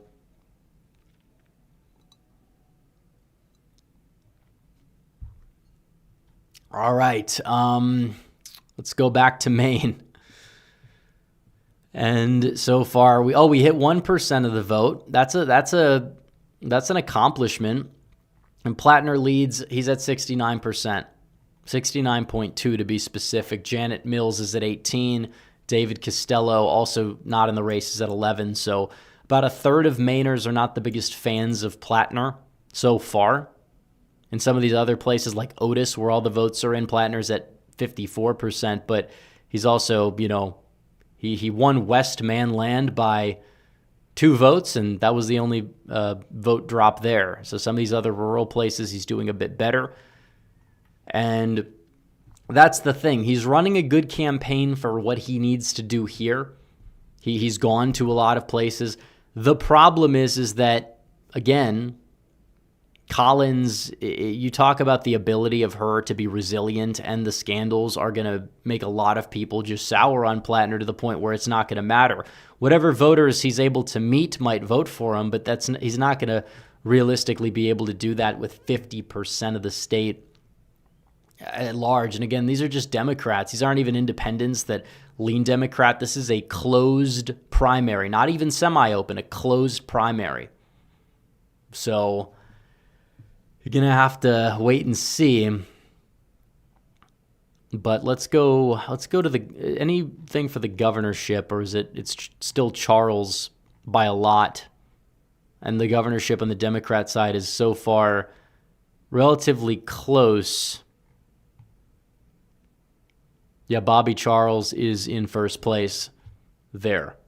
So let's go back to South Carolina. And not a lot's changed. 46% of the vote is in Lindsey Graham. His numbers actually ticked up a bit as more votes get counted. Charleston is half in. He's at 65 in Charleston, which is, I believe, one of the biggest counties here, one of the biggest vote drops for him. But Greenville, see, he doesn't do too well in the northwestern part of the state. He never did, even in 2020. But he does tend to clean up in places like Horry County, where he's still underperforming, but in terms of turnout, he's up by 14,000 votes there. So there's many more votes to come. This is a high turnout primary, and Republicans have overtaken the Democrats. Democrats were saying, we're going to win the primary turnout battle in South Carolina. Yeah, not so fast. Okay, we saw additional votes get poured in here, but nothing, I believe nothing changed either way. So we'll go back to Maine. And Plattner's at 70. So again, apprehensive Democrats. We don't have, I mean, do we have, let's check and see where. I think it's best just to sort by the margin here. Like that one town, Otis, that went only by 22, but some of these other places, like we're still waiting for votes in the Portland area, the Bangor area. There's a lot we don't know where people actually live in Maine in meaningful numbers. So it's just playing the waiting game. Giblet 6371 for 10 says the IAEA is the one who inspected Iran and said there was a proliferation of uranium to 60. It wasn't just Israel intel. I wish people would stop being dishonest about the war. Exactly. Like, you can't compare it to Iraq. You could compare it to Iraq if you believe that you'd be there forever, and we don't want that. But you can't compare it to Iraq in the sense where we're being lied to about Iran being a threat, where they have and want to have nuclear weapons. They've been open about this. Saddam Hussein denied it. That's the difference here. You could make a case that, people argued about it with Syria as well. But Iran is different because they're open about it. They've been bragging about it. And their enrichment rate was nearing 90% at least before the attacks on the nuclear sites last June. So it's not the same thing. Iran is a threat, and they fund a lot of terror. Trump has been consistent his entire career about being anti-terror. He's not about, nation building so much as he is about saying, if this regime is going to fund terror that kills Americans, or if it's ISIS, or if it's Al-Qaeda, we will be there and we will defeat them. He doesn't believe in, regime change wars for the sake of regime change for spreading democracy. That's the difference between a neoconservative and somebody who's not afraid to be on the national stage, but is not going to be this principled dove. And that's the thing. So has this war benefited the average American? And they called it for Lindsey, by the way. So far, probably, I think most people view it as a net negative just because gas prices have gone up. But again, that's not permanent. And paying $10 extra per fill-up is probably going to be worth, in the long run, what you would see if the objectives are completed here, and that is Iran shouldn't have a nuclear weapon. It's not about Israel. Israel is probably more of an immediate target of Iran. Obviously, they're in the Middle East together. We're not. That doesn't mean that Iran loves America or would love America if Israel just ceased to exist. That's not how these things work. That's never been how these things have worked. So, you have a lot of dishonesty within the media and just how the media tends to operate. And by the media, I don't mean like the mainstream media. I mean like the retard class, the Rumble crowd, those people, social media. So again, it's like, you don't want to have this enrichment. You don't want these people to have nukes. Trump has never wanted these people to have nukes. They're not trustworthy. They're not reasonable. Does that mean that we can't negotiate an immediate ceasefire with them? so we can actually kind of regroup and strategize while the regime is weakened and while they will continue to weaken no matter how united they claim to be. I mean, these are the same people that invite hundreds of people to the negotiation because they can't even trust each other, let alone have a consensus as to how to go about negotiation. Yeah, I mean, they say don't negotiate with terrorists, but at the end of the day, these are people that are building nukes, and you don't make a bad deal, obviously, but if there's some sort of like pause on this conflict, like you have people like Mark Levin that are throwing temper tantrums, who then decides to go after me on Twitter and say that I'm a loser with no accomplishments. And it's like, okay, but then you're so fixated on what somebody who you have no idea who they are, and you're calling me a loser with no accomplishments who has a quote-unquote small following. I have more fans under 55 than he does. Like, if we're going to be completely honest, I get better engagement on X, and I have 1/50th of his follower count, and he wants to talk trash. It's like, okay, some of these old guard people, they'll never get it, and that's okay. I think it's amusing. I get attacked by Candace Owens, and then I get attacked by Mark Levin not even 48 hours later. It's like I got stupid on one side of this right-wing civil war, and then I got stupid on the other side of it. Because, it's just the whole thing's a mess. You have people that are insane, retarded that way, people that are deranged, people that don't understand nuance, and then you have the flip side of it, people that don't understand nuance, the dinosaurs and the old guard of the Republican establishment that I honestly don't even know if I would, say that they have the best political instincts when you look at it, because they lose. They lost the country. They were on the verge of losing everything until the guy they opposed in the 2016 primary won the 2016 primary. So again, the whole thing is a mess with the discourse that you see. Now it is true that the other side of that discourse is indeed just as, if not more, destructive. The problem with that though, is that if you have the only people calling them out, or the people that are going to, like, if I was Mark Levin and I wanted to defeat the retard right, I would just be quiet. I wouldn't say a word, because you understand that you're not going to convince anybody's minds. All your fans are going to have one opinion one way.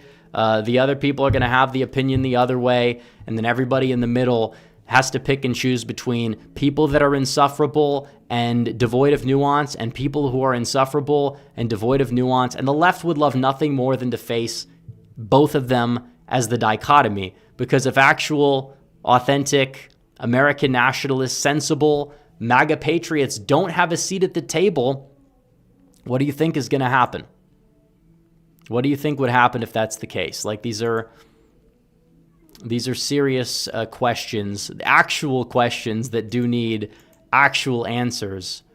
And we're just still waiting on any sort of sanity to just rise.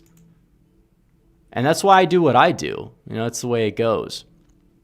J.R. Williams for 5 says BB's been gaslighting about Iranian nukes since the 90s, like WMDs. We're engaged in this crisis with no... Well, here's the deal. There is a way out. You could just destroy them. You could just take them over. It's possible. That's one way. Another way is just to, take the L on the chin or whatever. But I do think that there is a difference. Iran is a threat. I think Iraq was not really a threat. That's why Donald Trump has been talking about Iranian nukes since the 1980s. So has Trump been ahead of the curve, according to Bibi, or was he owned by Israel in 1980? But then people say he promises no war. What's the deal here? You have a lot of incoherent arguments. Yes, the Iranian nuclear threat has been talked about for a long time, which is why it could be a boy who cries wolf moment. And Iraq plays into that. This is a little bit different.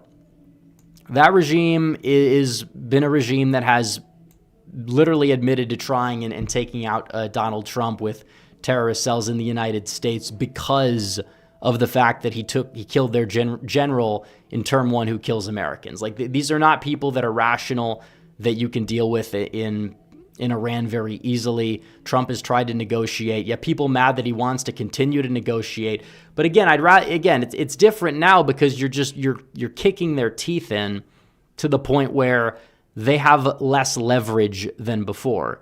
And Trump has been able to kind of appear in a way to be like this guy who is just unpredictable.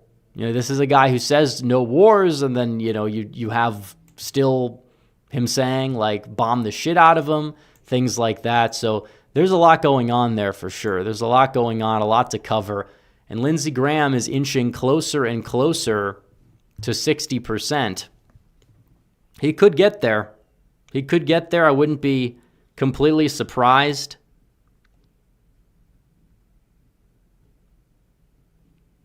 If he did.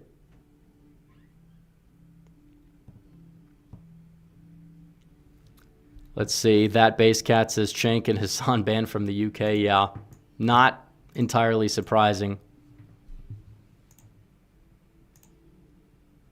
But it's just what happens.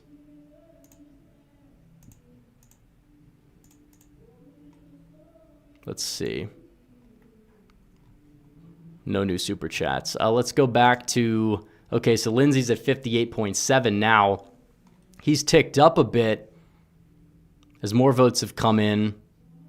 Not entirely sure from where, but we'll go back to Maine, and we're still at 1% in Maine.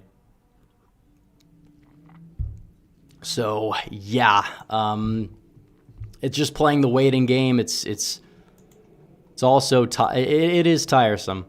It really is tiresome as we play it, but let's see.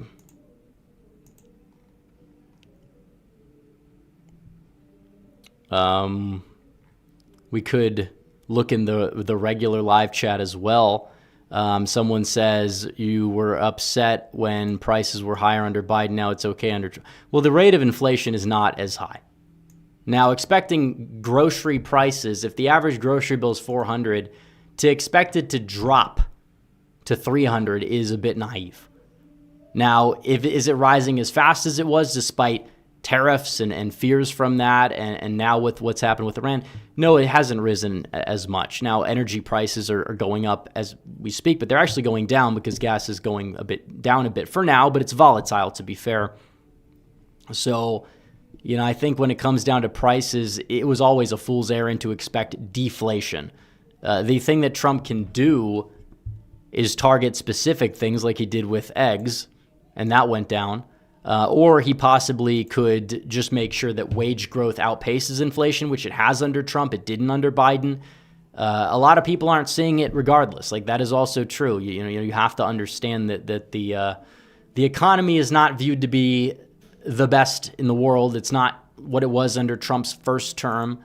Housing is very expensive, although rent has gone down. Rent has decreased, believe it or not. Maybe that's because you have a mix of self-deportations and actual deportations, contrary to popular belief. There's plenty of reasons for why that could be, and that's a good thing. So there's a lot more that Trump could do, especially regarding that issue, which could help a lot of other issues, which I would like to see more get done. There's some people in the administration that are, probably preventing him from doing some things that he needs to do still, but it's nowhere near as bad as it was in Trump 1.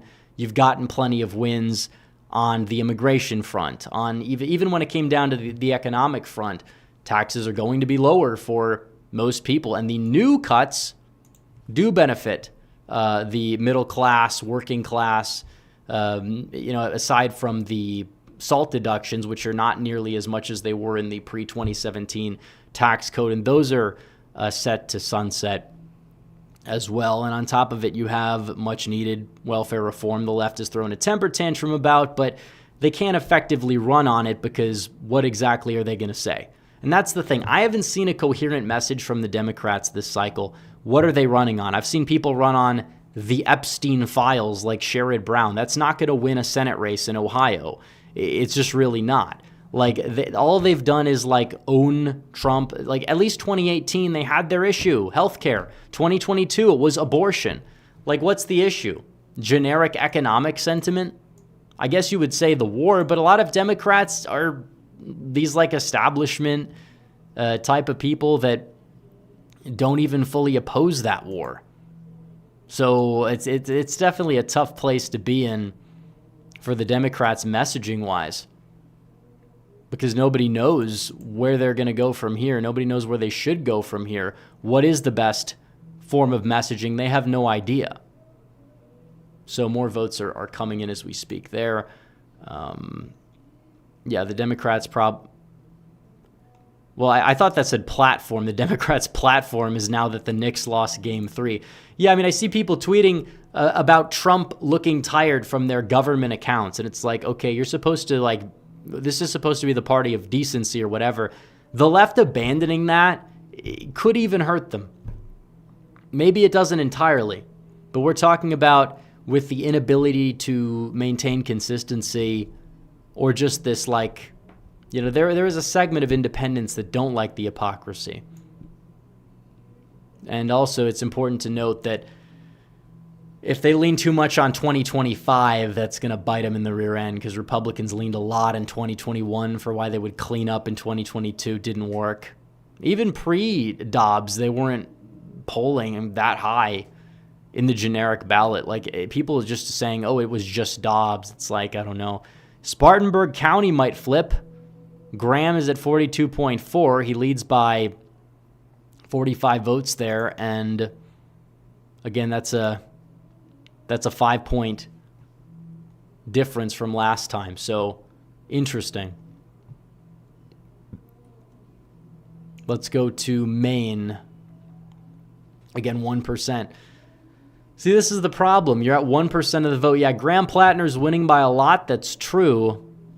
The Spartan Warrior says, what will it take for Thune to end the filibuster? A primary challenge, which probably is going to happen in 2028. So who knows? Dilly Bod for 10, and we're 10 out of 15. We're 5 away from that goal to stay on for the Nevada drop. Dilly Bod for 10 says Hilton made it to the general. Trump DOJ investigation into California is a good thing. And with Supreme Court ruling on late mail-in ballots, hopefully we'll go Trump's. Exactly. You can't count votes that came after election. It doesn't make sense. Again, if it was mail-in ballots to begin with, okay, that's one thing. But if you're talking about votes that came in after Election Day, even if they were postmarked, I don't care. You can drop off your ballot. You could do it that way. But what you can't do is this nonsense where you take these ballots and there's thousands of them that are sent out on Election Day. That's going to make people skeptical that they're even real. And people need to understand that you can't have that and also trust. You could say, but it's not fraud. I don't care, because you can't expect the average voter to be as invested in this as people like me or people like you, which as somebody who is invested, let me just tell you, there's a lot of shenanigans. May not be as much as some people might say, but they exist. And when you have a system that corrupt, the system needs to go. You can't be counting votes for 3 months. I don't care if, because some of these times, some of the time they'll be counting and then Trump flips a county or the Republican does better later. I don't care. You can't be counting the votes that long. You can't do that. It's not right. And it doesn't build any sort of trust in the system. Krispy Kreme for 2 says, would you do another collab with a depressed judge? I haven't seen his videos in a while. It's possible if I had time, but I haven't seen any content from him lately. I haven't seen him on my feed. So I don't know if he's shadow banned or if he's just not making content as much as he used to. But let's see.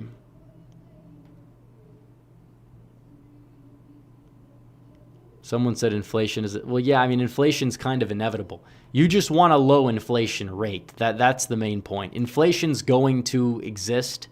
You would rather have it be 1% than 5% or 3%.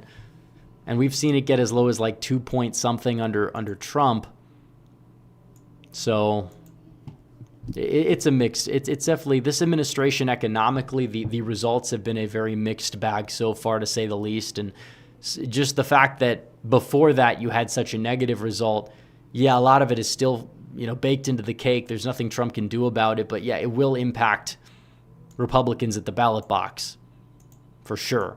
But not by as much as people make it out to be, because They didn't impact the Democrats at the ballot box in 2022.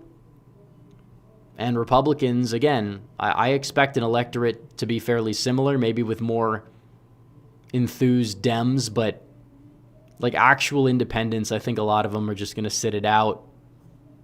I think Republicans are going to have decent turnout too. But yeah, I mean, even if it's like a D+5, D+6 year, they're not guaranteed the House even. So, or definitely probably not capable of winning the Senate. So, you know, it would take a double-digit year, I think, for Democrats to win the Senate. It's not impossible, but it would take a double-digit year. I don't see it happening, especially now with the candidates that they're running in these races. So, again, they always talk about the candidate issue, and then they run candidates who are of, you know, this said poor quality that they claim a lot of Republican candidates in 2022 were of poor quality, and then they nominate these people. The difference is the Democrats can get away with it in a way where Republicans can't, and it is that simple, and it's not fair. Trust me, I know it's not fair, but that's reality. So you don't have to like it, but it's the way it is, the way it goes.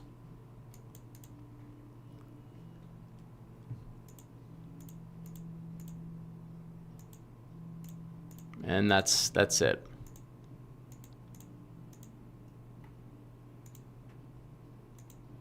So let's see. Nothing new. Let's go back to Maine as we eagerly await the results in Nevada that may not even come for another hour and a half. So if you guys want to help us hit that super chat goal, yellow or above. It says the goal ends in 20 minutes. We could extend it further. But we have one. So if we want to hit that, want to beat the goal, we can. Dilly Bod for 10 says, if the Supreme Court makes a ruling before November, I see California being purple. We're tied. Well, I don't know if I go that far. Now, will it be potentially 5 points closer than it was going to be? Sure. But it's not like Republicans haven't made gains in the state, even with the system as corrupt as it is. I mean, Trump did almost 10 points better there in 2024 than he did in 2020. So, again, like I said, it's not going to solve every problem. California does indeed have a lot of liberals. We know that, but it's not as blue as it used to be. And if they get the system under control, yeah, in the long run, maybe in our lifetimes, we will see California be red. But we're not anywhere close to that point yet, just given how things go in that state. So Graham's at 58.5, 180,000 votes to 84,000 votes. So again, Trump's endorsement reigning supreme, bailing him out. He should be grateful. He should understand that the base also wants, because they like Trump so much, they want people that are willing to stand up to the left. That's always been the problem of Graham. You know, say what you want about the foreign policy aspect. I think there's much more to it with him because, you know, that's what he won't cave on, but he'll cave on everything else to appease the opposition. That's a uniparty type of guy. That's my problem with him. The immigration stuff has historically been weak with Graham. There's more to it as well. You have to talk about the fact that this guy literally watered down the remittance tax. That's unforgivable. I wouldn't vote for Mark Lynch in round one, but I'd vote for somebody else. I would not have voted for Graham here because he does need a scare. And apparently it seems like a good chunk of people did vote for one of these other characters in the running. So Flash DRC for 20 says California is tracking for mail-ins. Mine sat for 7 days, arrived, and was accepted 2 days later, 9 days total. Luckily, I voted in early May. Well, yeah, it's a mess.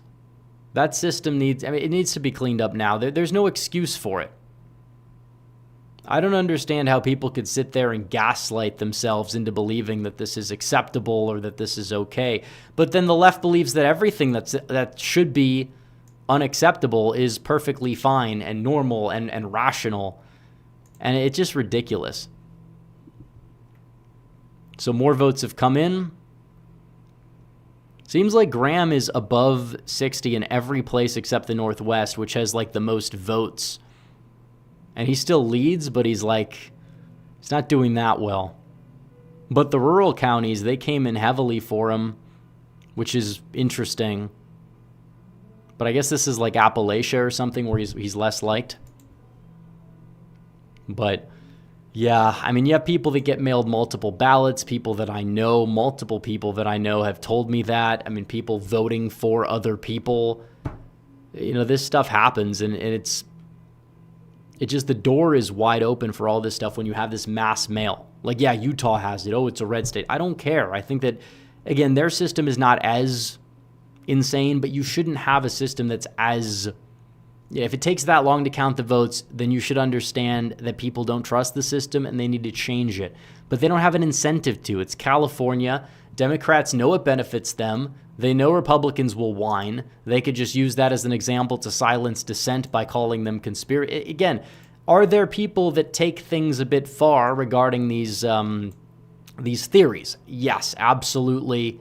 I mean, I could go on and on about the 2020 theories that I took a lot of heat for realizing that they were not only untrue, but also limited Trump's ability to actually contest his actual cases, the cases he was trying to make. Because when you have all this other nonsensical noise, nobody's going to believe you. Nobody's going to take it at face value. And all it does is hurt Trump and hurt Trump's ability to contest the election in 2020 was what a lot of these theories did. But like, the bottom line is they're going to continue if California can't fix their system, because it's just how it works. Giblet for 10 says we have a net negative migration of 150%. That means more people are leaving than coming. Everyone wouldn't believe that would happen 4 years ago. Also, no federal funding of transing anyone under... Well, why would we have federal funding of transing anyone, period? Even if you want to say, okay, these people can do what they want, even if you're going to be libertarian, then you should be libertarian in a place where it makes sense and not allow the government to be paying for... The government should pay for 0 sex change operations, period. Kamala Harris wanted them to pay for that for prisoners. It's just, it's egging on and emboldening this like mental illness. That's how they operate.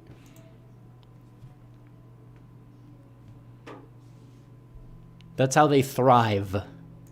They thrive on this like everyone is the other narrative against the evil, conservative, straight white men, whatever narrative they have to do. This whole like intersectionality thing, that's why they started this. The only acceptable form of identity politics that a white guy could partake into them was either if they trooned out or like became gay. Like that was the only way they could get those special privileges if you're a straight or if you're just a white male in general. Like the system has incentivized that. And then you have all this other stuff that goes on where you have a lot of people, they become like addicted to strange forms of pornography at a young age, and it warps their brain into liking some sort of, or they want to see themselves as a woman or all this weird stuff. It's a public health crisis. If anything, you say you sympathize with the victims of it, but even if you say something like that, they'll probably lash out at you and try to cut off more than just your what. So like I said, I mean, you have a lot of it is just mental instability. I mean, the fact that you have the suicide rate is not decreased despite the rampant acceptance of this stuff, it's telling. It really is. And people are getting killed because of it. I mean, it's messed up. But they don't care. And Big Pharma doesn't care either. You want to talk about an actual theory regarding Big Pharma and everything like that. They make so much money off these things. That is just how it works. It's never been a popular issue. Everybody's viewed it as ridiculous. But with enough gaslighting, anybody can believe literally anything. They can believe that people can become the opposite gen. You can never change your cells. You can never change your biology like that. maybe you could say that if it's like the child hasn't developed one yet, there's things you could do that lean one way or another, but like that's not the same thing, and I don't think that that's particularly moral either. But it's not the same. So 64% of the votes are in. Graham now leads by 100,000 votes. He is going to clear that runoff threshold for sure. So there's that. As we await Nevada. Because Maine isn't doing us a favor. We're 8% of the vote. Oh, Plattner's at 75. So not a bad showing from him. Not a bad showing given the circumstances. But also, I mean, it's good enough for Democrats to say he's going to be the nominee, but maybe it does raise his resiliency up a bit. We haven't had a lot in, but it's like from what we've seen in the area around Bangor, where maybe you would say Plattner would do a bit weaker. He's only underrunning his statewide total by 3 points. So in Portland, 82% of the vote is in. He's at 76, which is above his statewide total. And Jackson's leading the governorship. It's evident they're going to keep Plattner, which is good. Although they have thrown out their primaries before on the Democrat side. I think they're going to keep. I think they're going to keep him given his results so far this evening. So I guess that's a win. And the county flipped. Spartanburg goes yellow. Lindsay falls to 41.4 in Spartanburg County as more votes are tallied here. Because there was always a question mark of how would this work out with the election. How do the election day votes come in? And I think it could depend on the county. Like Georgetown, he's only under by 13. But again, that's a bit weaker than before.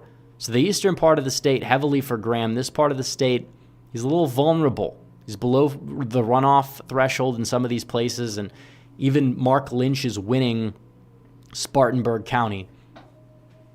So there's a lot of dissatisfaction with Lindsey Graham. And this could be, I don't think it's his closest race yet, depending on how it shakes out. If he's below 55, then it could be. I don't think he will. But the 2014 primary was really competitive.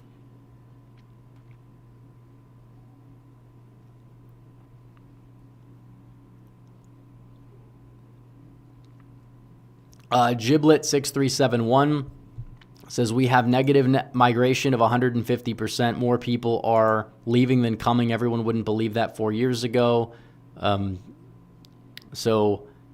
We did not cover that part of the super chat, which is why I reread it, and they called it for Yvette and Wilson there. But yeah, I mean, the negative net migration was unthinkable. If Trump even campaigned on that alone and delivered it, nobody would have expected him to be delivering it. So it's evident to me that there are a lot of victories that this administration has had that we didn't think were possible. Now, has it all been perfect? Have you gotten everything that would be necessary to save this country? No. And I didn't expect there to be that, for the record. Some people, I guess, did. There are things that didn't go the way we expected on certain things, and Democrats, with the whole Doge meltdown thing, kind of corrupted, that element of it. I thought Elon wouldn't last in the admin. I was right about that, but when it comes down to the way things are with immigration, yes, it's not perfect, but you still have these fees on H-1B visas. You're stopping the bleeding, the FHA loan ban. It's not perfect, but you have made strides, and people can't ignore that. So we're 2 super chats away. The goal on screen expires in 7 minutes. So if anyone wants to send in a yellow super chat and help us hit the goal and beat the buzzer, that's fine. Otherwise, we could just continue the goal, or we'll start a new one. But let's see if we're able to get any in before the buzzer. Because right now it's 30 minutes from Nevada, but are we going to get any results in Nevada? Probably not immediately, if I had to guess. So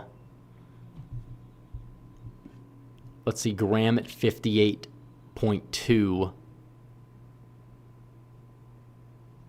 He went up a bit. So it just depends on where the votes come in from, but the more votes that come in out of this part of the state, Graham is going to fall back a bit. So I don't know what he ends up coming in at, probably some point around 57, 58, if I had to guess. Maine is, again, there's a lot of Maine we don't have in, but Plattner's winning 75% of Democrats. I tell Democrats, you got to run this guy. You got to run him. You got to keep him there. Hang in there, Graham. We need you. And that's where they're siding. And it's very clear. None of the guys' past matters to them for one reason or another.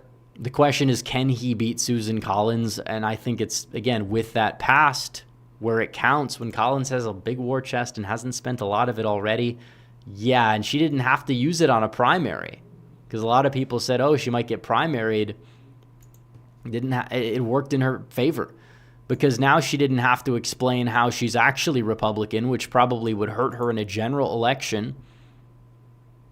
So again, masterclass performance of politics from Susan Collins. To her credit. Say what you want about her, call her a rhino, say what, it doesn't matter. She's objectively good at doing what she has to do to stay afloat, and is one of the luckiest people alive with whoever they challenge her with and how much she overperforms by. So John Waffle says, thoughts on the Jesse Ridgway? I don't know who that is.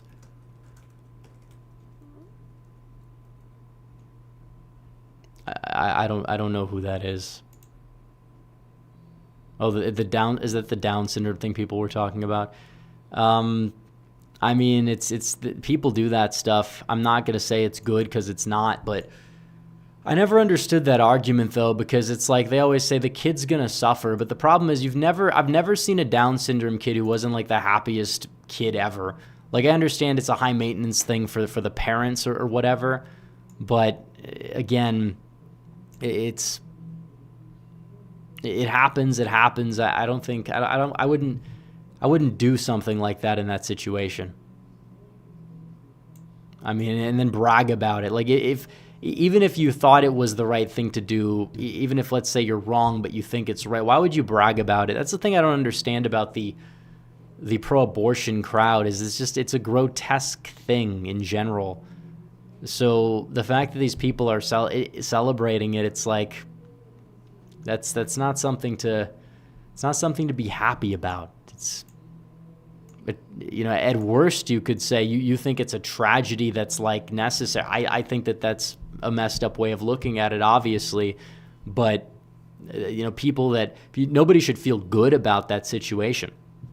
Period. Nobody should feel good about it. And as for where the pro-life movement stands and where it's been, ever since Dobbs v. Jackson, they've been in total disarray. It's a clown show full of a bunch of grifters. I'm not saying the people, but the leaders are a bunch of grifters who oppose Trump because Trump actually delivered the victory that they pretended to care about for all these years.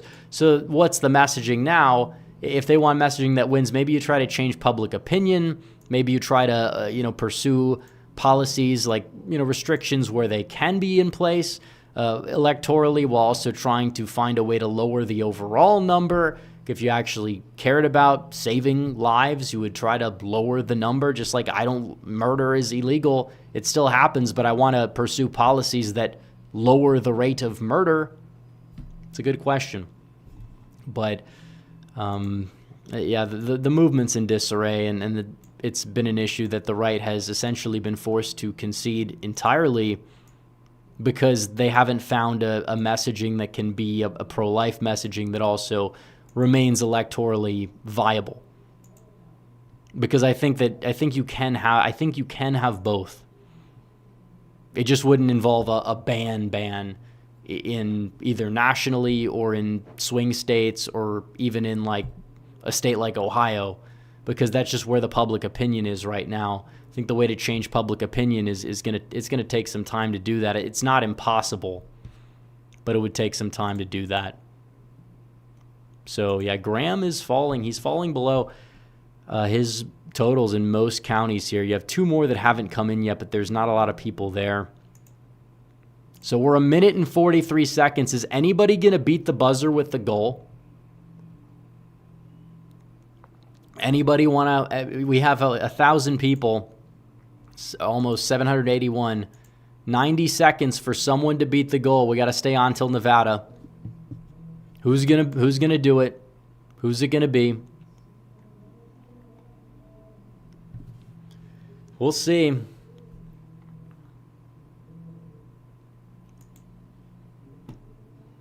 We are waiting. And there it goes. The Spartan Warrior for 10 comes through with 50 seconds remaining, saying, who should we focus on primarying out besides Thune? How would advanced administration fare? Murkowski is obviously the candidate that needs to go.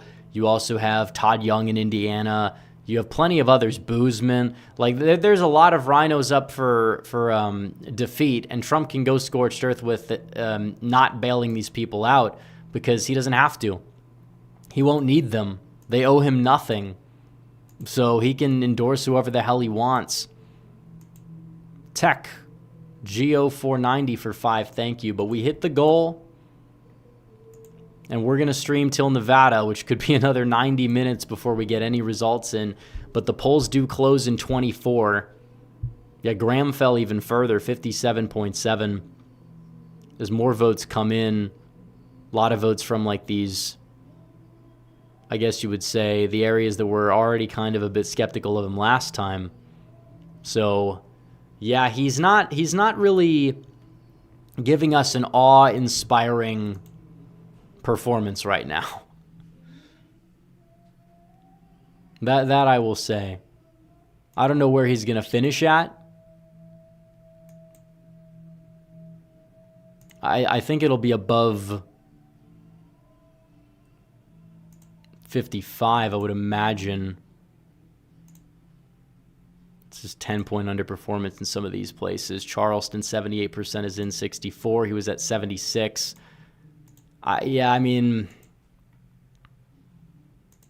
I don't know if he gets below 55, but it does seem like the late votes are breaking away from him quite a bit. But we'll see.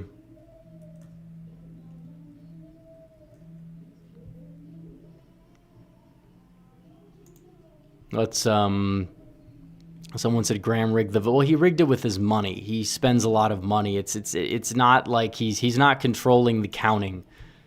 Like that's not why you're seeing the result that he has. It's because he has the money, he has the super PACs, he has the donation. Again, he has Donald Trump's endorsement. If Trump just stayed quiet and didn't say anything either way, Graham would be below 50 right now. I don't think he would still be in first place, but he would be below 50. You would have had more people willing to jump in. So Trump did save his ass, and you could say that that's frustrating. You could say that that's not something to be happy about. But at the end of the day, Graham is also someone that now owes him. We'll see if he stabs him in the back or not.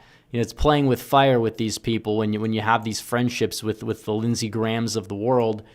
Trump probably doesn't get stabbed in the back, but his voter base might down the line, and that's kind of the issue because Trump cares about the next 2 years.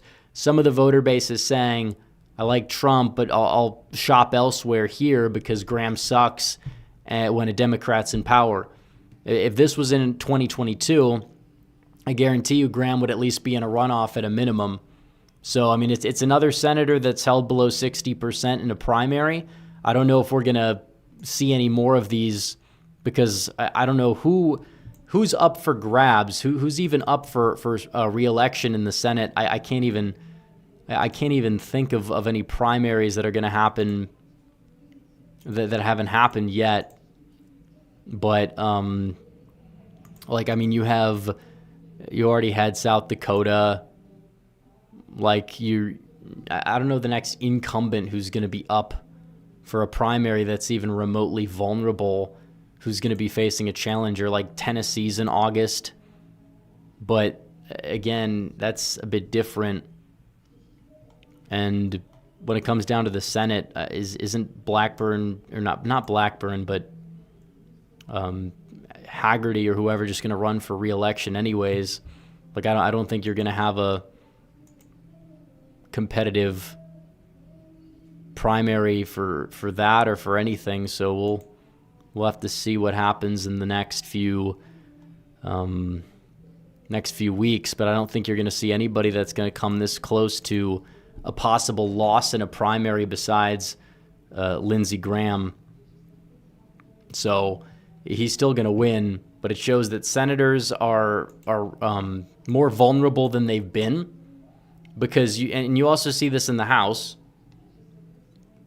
Tony Gonzalez lost, partially due to a scandal, but he almost lost in 24. Dan Crenshaw, who typically doesn't break from Trump with votes, but is still annoying and insufferable, well, he lost his primary to a serious challenger.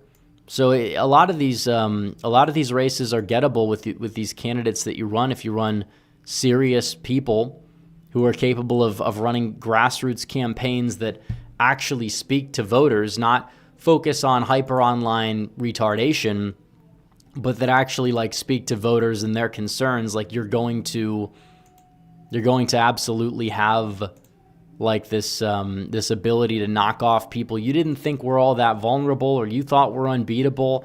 It just depends on how you challenge them, because so many people don't understand how politics works and they just want to say, I could do whatever I want. I'm going to run this campaign against this guy who's bad because I say he's bad and I can't even articulate why he's bad 90% of the time. And I'm going to grift and I'm going to have a social media page and then I'm going to get 10% of the vote, 20% of the vote. Even if they get 30, it's maybe because the candidate was so vulnerable that you probably could have gotten to 50 if you ran a serious campaign. So many people in politics are just deeply unserious that actually have, I guess, better instincts or the instincts to know the establishment is broken, but then they decide to do things that inadvertently help the establishment because reasons. And that is a problem. That's not going to get anybody anywhere. And that's exactly what happened to somebody like a Mark Lynch. Now, he's flipped some counties. To his credit, he's winning some counties. That's good for him, I would say. But that's not good enough, because if you had somebody else who was serious, I would have enthusiastically been supportive of them for one, promoted them for two, even against Trump's endorsement for this race, because I knew they'd probably be better for Trump than Graham anyways. And it's like, again, if Trump endorsed Graham and Graham lost his primary, Graham's not going to blame Trump for sticking his neck out for him. He's not going to turn on him, so it wouldn't really matter. I understand the incumbent protection. It's going to be a problem with Cornyn now. It's tough. He's showing cracks in the foundation there. I'm not particularly like a big fan of how he's been acting lately. It's been insufferable when it comes to Cornyn. But let's see. The vote percentage.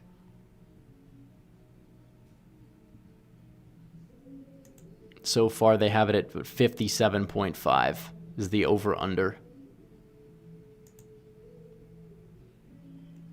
So we will see what happens. But we are waiting for additional votes to come in. We're waiting for the... do we know in the governor's race who's getting third? It seems like Norman. So Nancy Mace is down there. You love to see that. You love to see Nancy Mace, the disgrace, the grifter, the diva, the political chameleon, the feminist, lose badly, getting in a distant 5th place in South Carolina. She's gone. She's been a headache. She makes the Republicans look insufferable whenever she opens her mouth, and now she's gone. And that's a good thing. So Absolutely. Yeah, Langford is not up for a primary for the people that are bringing that up. And it's going to be Mark Wayne Mullen's seat, and it's already open. So it's not like he's going to be primaried out because he's at DHS now. So there's that. Let's see. We have no new super chats. I know we hit the goal, but feel free to send super chats in if you insist, if you want to keep that conversation going. We also have a regular chat. We can look at it as the night goes on because there's a lot to get to, I guess, and we have to wait a long time. So, but no, Graham has to win the general. I mean, he's going to win the general, but people that are like, I can't vote for him in a general election, it's like, well, you say that, but then again, you want to hand the Democrats the Senate so they can get rid of the filibuster for their things. I would much rather have a seat that Trump can keep in line and possibly help get rid of the filibuster if we expand our seat totals. And I think Thune is going to have to cave under pressure. Collins probably will not do that, but she doesn't have to, unless she just doesn't run for re-election and just wants to. Like, I still wouldn't trust her because I think she's just so political brained that she wouldn't even bother voting the correct way on things. But you never know. But we are currently awaiting Nevada in 15 minutes. We are awaiting Nevada. Rexa for 20 says, keep up the great work. Love your coverage. Thank you. Appreciate the super chat. And we have a lot of people here. I mean, this has been the place. This has been the place for live streaming. And it's been that way for election nights probably since 2019, where we've gotten these pretty big crowds. And even though this is not like the biggest high profile election where we're only peaking at like 900 viewers or so, we still have a lot of people that are tuning in, as they should be, because you got a lot going on. So we will see.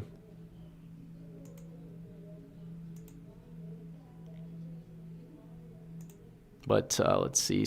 We have no super chats. Someone says, good job getting Lindsey reelected. Well, again, if you run a serious candidate against him, which I would have supported, he wouldn't have won reelection. He'd be in a runoff right now. And that's just the way it is. Now, Trump, it's clear he's not going to be able to primary out every incumbent. And the problem is that you'd have to deal with the blowback. You can't pass your agenda when Bill Cassidy hates you, Tom Tillis hates you, who you essentially pressure to retire because you wouldn't endorse. There's plenty of other characters in the mix that are losing. You're going to have upgrades, and that's a positive development. That's a positive thing. So Lindsey Graham clearly has his issues. Nobody should deny that either. And he will be a problem if you get a different president in there, potentially. Although that'd be a 4-year span, not a 6-year span. Yeah, it's definitely it's definitely a mess overall how this has worked out. But if people don't remember the party before Trump, you wouldn't even have a shot. Lindsey Graham actually was vulnerable before Trump even came along, because that's how much to the left he was back then, believe it or not. If anything, you have Trump that's moved him a bit to the right. The question is, will that be sustainable? Either way, he's gone in 2032. The base cat for two says, thoughts on the Dems 2024 autopsy debacle? Well, they don't have a coherent autopsy. I could give them an autopsy. You guys suck. That's the autopsy. Like, there was nothing good about that campaign. If all you have are this like desperation, lies sort of thing, that's all you have. You have to run a campaign based on vibes or whatever. And no, they did horribly. They ran a horrible campaign, and everybody knows it. And they have shown the inability to change. They keep saying we're not as woke anymore. It's like, yeah, you guys are the same as you've always been. Like that thing is just they say that now, and then they lose their minds every possible opportunity that they see fit, whether it's the stuff with ICE and the things like that. Like, they at least pretended to, they didn't really run against deportations. They didn't run against deportations. They obviously opposed them. They were open to quote unquote amnesty, but they never like said Trump is evil because he wants to deport people. They were smart enough not to say that, but now they're saying it. Maybe it's because they understand that the economic anxiety is there and they could, manipulate people's emotions with the mainstream media, albeit less so than they could before. So either way, like, if you want a real autopsy report for the DNC, I think it's just you ran a horrible administration and then a horrible campaign where you tried to differentiate yourself based on vibes. That's not going to work. It's not. And like, yeah, there's not a lot you can do in a situation like that. But the truth is that they're saying we didn't want to write our autopsy because we have to focus on 2026. But you have to adapt your strategy before then anyways, whether you're favored or not. Like, you have to understand that your party is a disaster. The party's approval rating is lower than ever before. It's lower than Trump's approval rating. And guess what? Trump's not on the ballot in the midterms, but you know what is? The Democrats. The question is, are Republicans going to have a okay enough environment to capitalize? They definitely will have a lot more fundraising. I know the Democrats have this baked in like environmental advantage, and the propensity environment is going to benefit them to an extent. But if Republicans can drum up their base enthusiasm enough in certain seats that they focus on, yeah, I think Republicans have a shot to win the House, hold the Senate. We'll see. We'll see who ends up winning. But we're 9 minutes away from Nevada, 9 minutes away from the polls closing there. So we're going to find out what the end result is.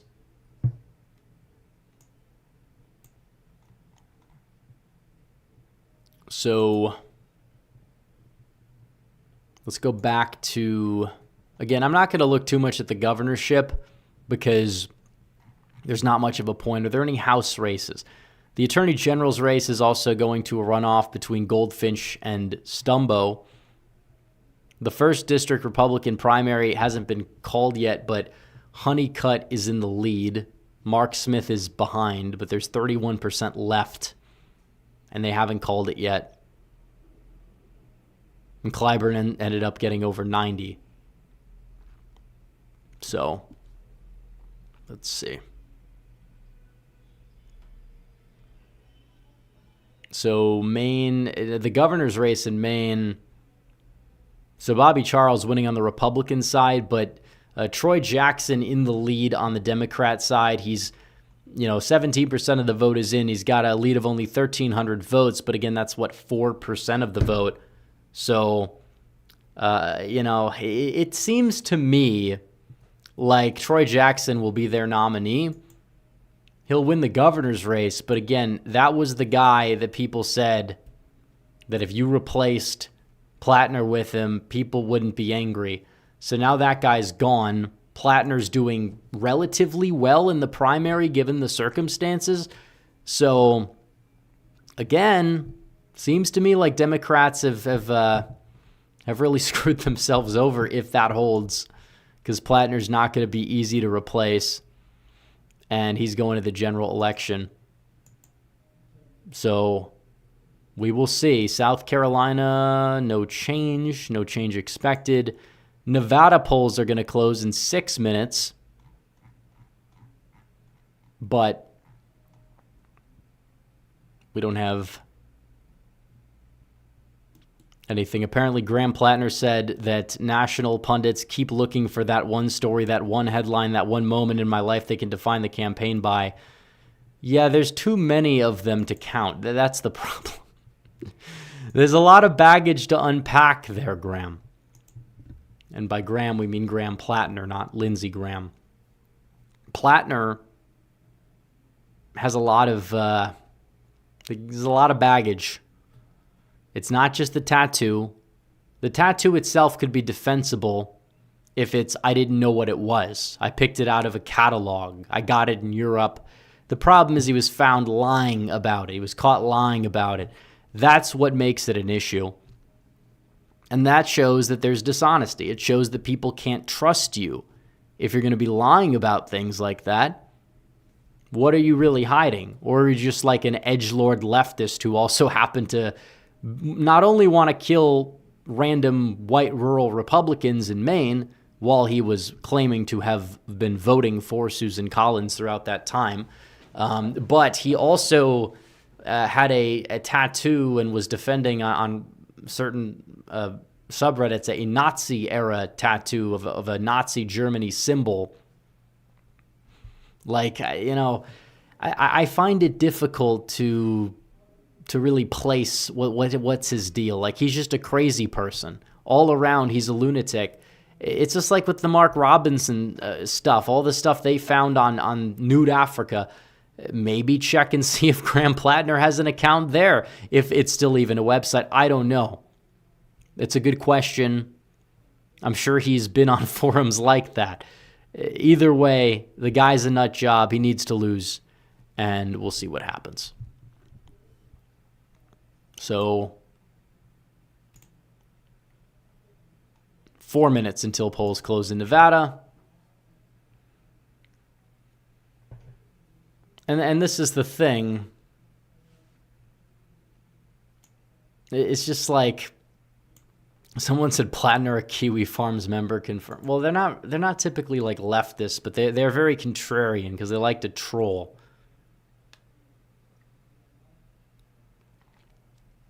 So maybe, I don't know. He could have a threat on there because he's a wool cow. He could have a threat on there. But yeah, Plattner he's a nut job. Like, it's not just the politics. It's just, he's also a character. Like, he does this tough guy act, like, I'm taking on the establishment. It's just posturing. And the funny thing is, he'll go to the Senate. He won't be able to do anything except virtue signal. Like, what has Bernie Sanders accomplished in the Senate? He ran for president and maybe moved the Overton window a bit to the left, especially in like the younger generation of Democrats. Maybe a little bit. Hasn't accomplished anything. Like, the senators rarely accomplish things unless they're honestly people that are the establishmentarian type of individuals who work to whip votes and things like that, which is why we need better leadership. And we've gotten better leadership in the Senate. Like, you're replacing 10 senators this fall, and people are literally saying that there's no improvement in the GOP since 2010. Like, you have to be on drugs to actually believe that.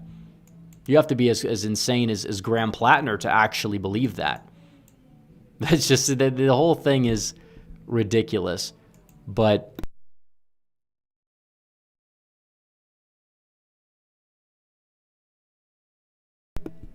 yeah, we have a neighbor playing very loud music.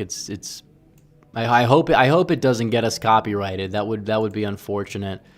But I don't think it should. But yeah, we have to give Mike Johnson. Well, Mike Johnson does his job fairly well, because this is Mike Johnson's problem. He's kind of a little bit of a beta in a way. I'm not even trying to use that like disparagingly. Like, he just legitimately will take the back seat to whoever the president is. He doesn't want to deal with conflict or drama. So I think when you have Trump in the White House, Mike Johnson was a good speaker, and you wouldn't have had the big beautiful bill without him.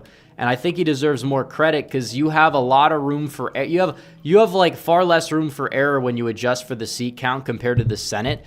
And you're able to whip everyone into shape, and that's a very good thing. It's a very good thing. So, like, you look at the difference there, and Thune doesn't even want to take the steps that Trump wants him to take to pass his agenda. Like, yeah, the filibuster's going to have to go. People always say they're going to use it against us. They're going to do that regardless. The only reason they didn't under Biden was because you had Manchin and Sinema, who thought for a while they might have a shot at re-election and decided not to do that. and then they just decided at the last minute, okay, they were just going to back out, and it was over. Like that's what it came down to. And the filibuster never left because of them. Now, you want to talk about, but what about John Fetterman? John Fetterman is going to lose a primary or switch parties, so I don't really care what John Fetterman does because he's not relevant.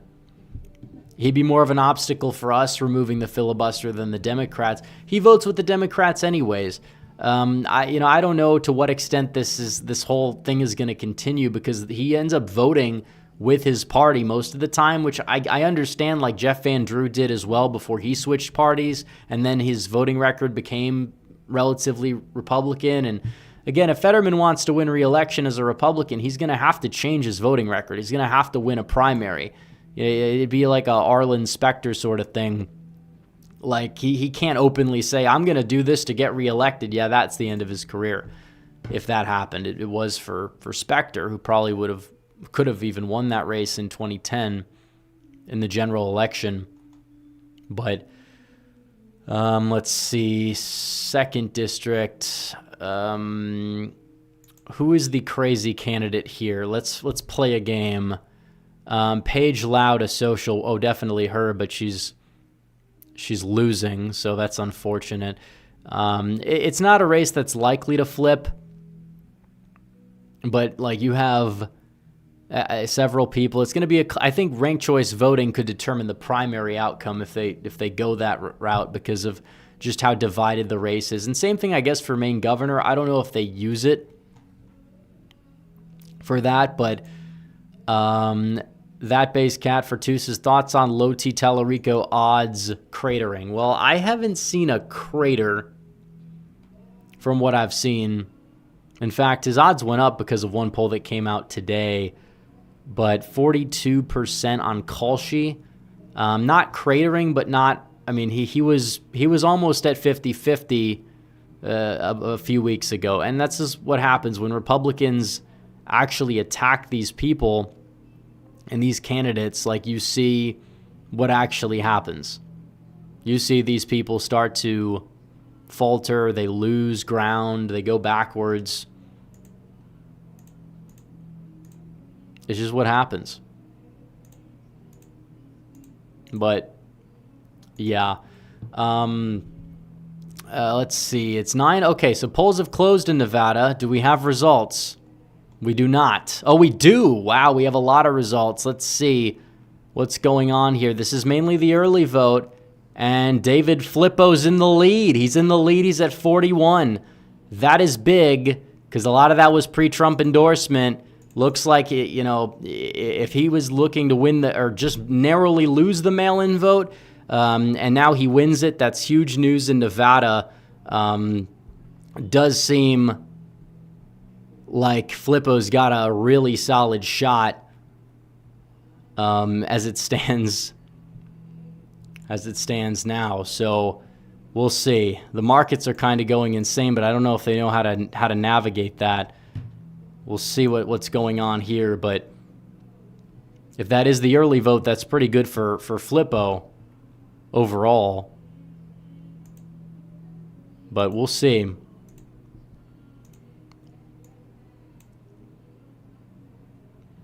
Let's see what's going on here. Anything else? The governorship primary. Is Danny Tarkanian, he's still doing this? When is he going to stop? He's like a perennial candidate at this point. He's probably one of the most high-profile Armenian Republicans in electoral politics since probably, what's his name, Duke Medjin, governor of California. And when I say electoral politics, I don't mean like covers it like me. I mean like actually runs for office. But Lombardo's at 91.3. That's important to note. And yeah, so far, let's see where the votes are coming in from, though. Because you have, the big areas so far. So Reno's going for Flippo. That's the most important part of the district. The other areas are going in a bit for Settlemyre. But the fact that Flippo's got the lead so far in what is mostly early vote is crucial. This is a Trump endorsement. He's in a close race. So he's going to want to go out. You're going to want him to go out there and win it. For sure. But let's see. The county map. Yeah, you still have a few outstanding here. The county coalitions aren't making a lot of sense. I know that Settlemyre is from Douglas County, so that could explain it. But Reno, that is where the district is going to be won more so than anywhere else. And Flippo does have a solid lead there in the early vote that got dropped. So I'm thinking that he's in a good position to go out there and win if these other counties come in solidly. We haven't seen them dropped yet, but 44% of the vote is in. It's about a 1,000 vote differential. We can look at some of the other races as well if they exist here that are competitive. Also, Aaron Ford not doing the strongest so far, but I mean, a lot of the counties in are red anyways, but in Reno, he's only at 59, so Aaron Ford not doing so well. For the like electoral juggernaut of a candidate that a lot of Democrats have hyped him up to be. There's a bit of a divide there. So let's see. Cody Whipple up big in the 4th district. Nothing in from Vegas. So Clark County hasn't reported. Clark County is not a part of that 4th district. And let's see. There we go. So 44% of the vote is in. It's a narrow Flippo lead. It just depends what happens in these rural counties over here. They could add up a bit. The northeastern county, Settlemyre does have a narrow lead. But again, if this is early vote, I would feel good if I'm Flippo. If this is all the early vote, because this would be even before the Trump endorsement came in fairly late. So I would imagine that he would do better later on. This isn't like Lindsey Graham where he had it from the get-go and the vote by mail is going to be more establishment. Well, the vote by mail will be more establishment for sure, but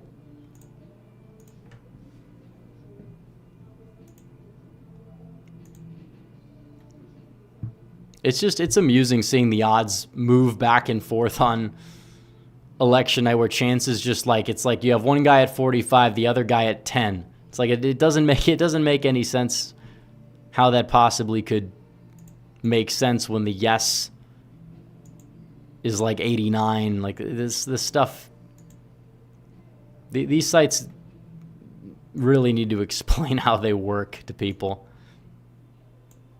I'm assuming it's because so many people are like running around with their chicken, like a chicken with their head cut off, because they're trying to like place a bet on a trade or something and it just doesn't go their way. Or to trying to make sure it does go their way. But it takes a while for the market to like actually stabilize. That's the thing. And I would assume that going in, people would say Flippo's like the favorite because he has the Trump endorsement. Then they see it's close, but do they know it's like early vote? How do they expect the later vote to go? It's whole thing's a mess. But let's see. Someone said we're not losing the House. We could, but it's a good attitude. I think the correct attitude is we must work hard to keep the House because it's actually on the table. And if people realize that, they'll show up. If people know they could actually have the House, you could actually beat the Democrats. Like you talk about the mandate, if all they threw everything at Trump, and not only did he win 2 non-contiguous terms, but he went out there and he won the midterms. I don't care if you say it's redistricting or whatever. Democrats redistricted too. They just happened to do so incompetently. Trump taking advantage of maps that, I'd say on aggregate, both parties are still doing it about, I guess you would say, around the same rate. And Republicans did it a lot more this time. Because that's just how it works. Like Republicans will draw maps like Texas. If they drew like the old Texas map, if they drew it just a compact regular map, it'd be the same seat count. But it's just the way it's done to protect incumbent. Like it's mainly about that than it is about anything else. And they're like, well, actually, this district looks weird. It's like, yeah, because they wanted to keep the incumbent in the seat. And Democrats, they'll make deals with them in the state house where they make sure Democrats stay in. The whole thing, that's the issue with it as a whole. They don't go with like compact maps based on geography or whatever. They do incumbent protection.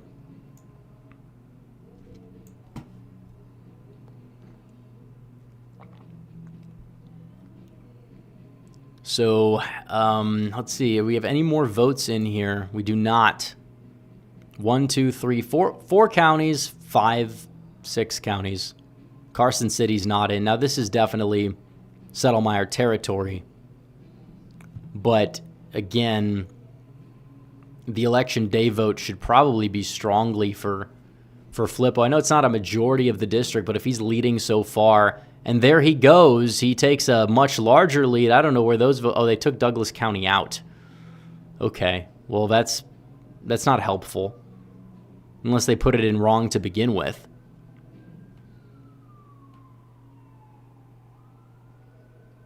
But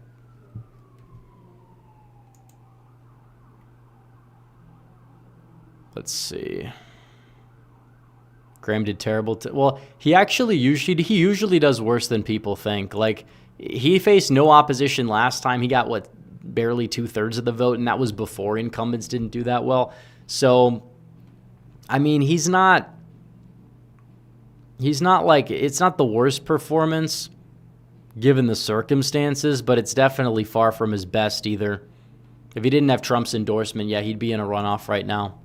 Easily. And I'm not saying Trump would have to endorse a challenger. I'm just saying Trump would have had to say nothing, or maybe not even said a word after he initially endorsed. I don't know. Because the latest Truth Social posts have definitely swayed probably some people on the fence about him. I don't know if they were enough to justify the margin above a runoff, which is probably like 30,000 votes worth, but you never know. As we go back to Nevada. So, yeah, they removed Douglas County. We're waiting on several other counties to come in here. But, I think next cycle, Graham's just going to retire. If I had to guess. Like, it's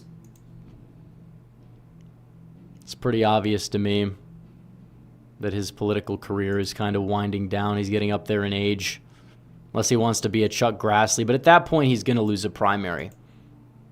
Just because Trump will be out of the... I mean, even if he's still a force in the party, he's not... his endorsement for Graham wouldn't save him if he's not in office. So Graham has to either move with the tide or retire. And hopefully we have some people in South Carolina by then that are going to be able to occupy that space.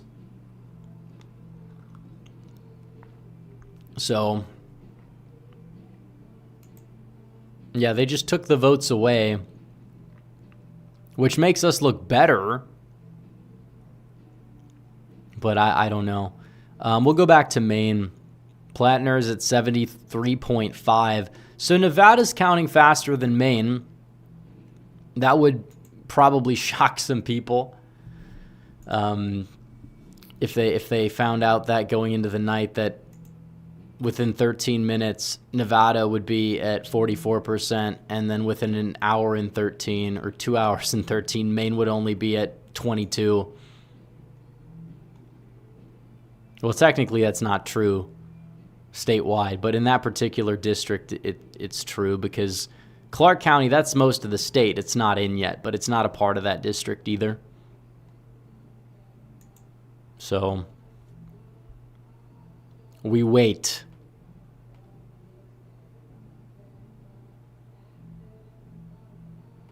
So, let's see.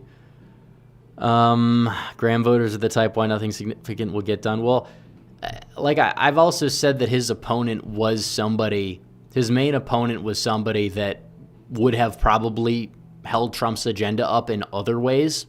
and associates with people that call Trump the Antichrist. Like, that's not a Lindsey Graham talking point. That's reality. You don't have to like that. I'm not the biggest fan of it. But it's just a tough situation because you didn't have any other solid candidates that were worth voting for. Now, maybe if the guy that was polling in second place didn't drop out, and then the other guy who wasn't polling in second place, you know, all these people that dropped out, it's like, okay, you have a, you know, Graham would have probably made a runoff if he had multiple people he had to attack. That's the problem. But he didn't. So it was pretty easy for him. So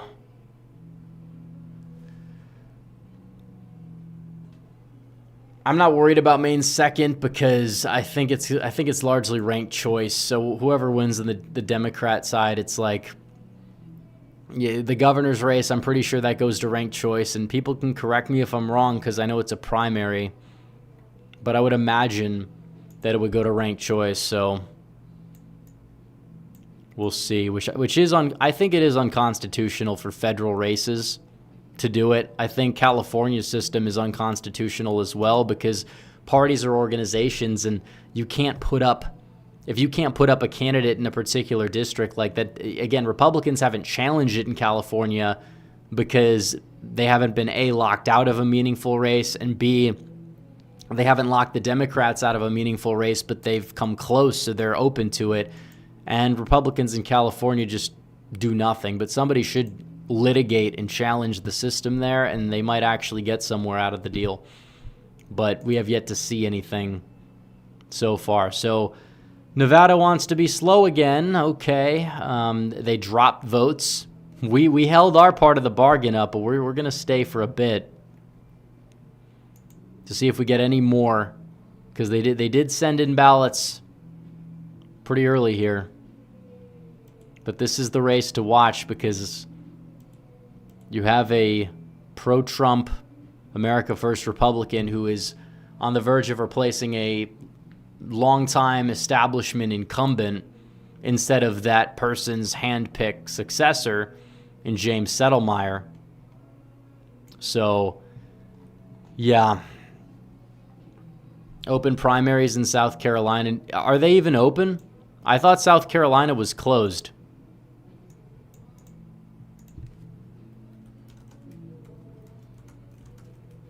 Or are they semi-open? Let's see.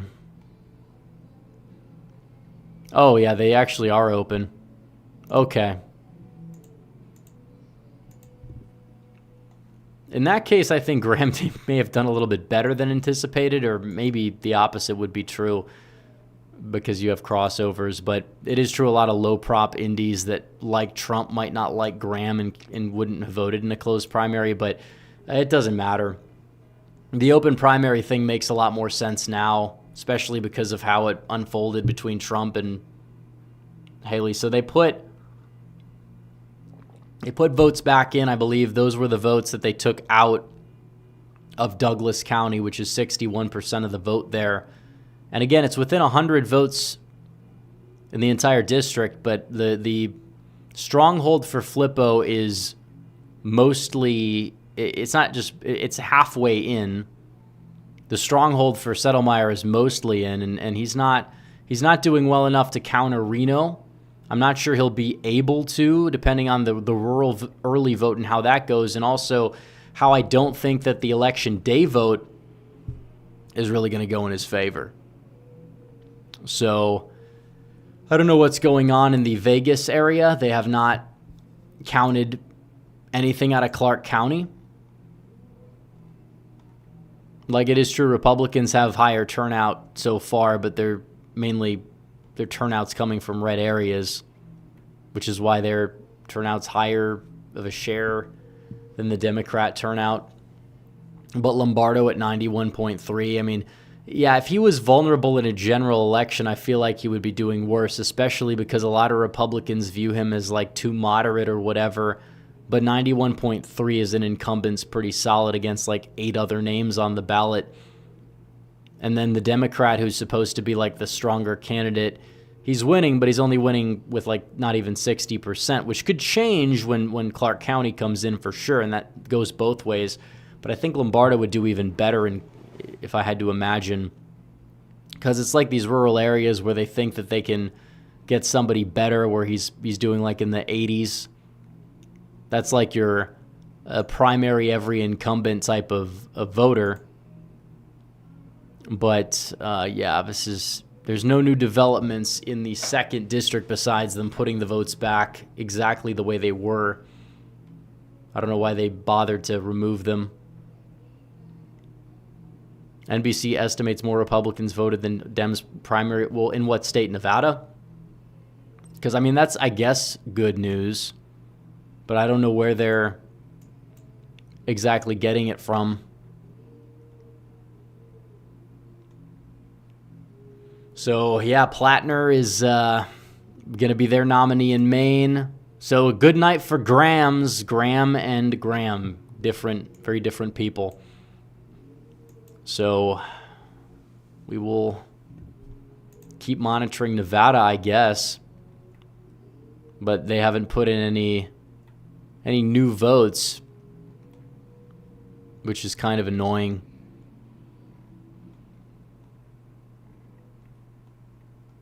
Let's check the 3rd district. Oh, wait, no, it's not in yet.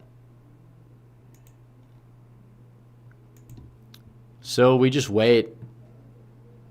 Or we end soon, which we probably will. But we'll go at least for another 10 minutes and see if we get more votes, because I did promise you guys I would stream Nevada's first vote drops, which we did, but I would like to see more. I'd like to see Clark County, but they might take until the hour. And that's going to take a while. But you do have plenty of votes outstanding here. So let's see. We could look in the chat. We have 738 viewers. The chat isn't really moving very fast. I don't know if it's lagging a bit or... Let's see. Refresh.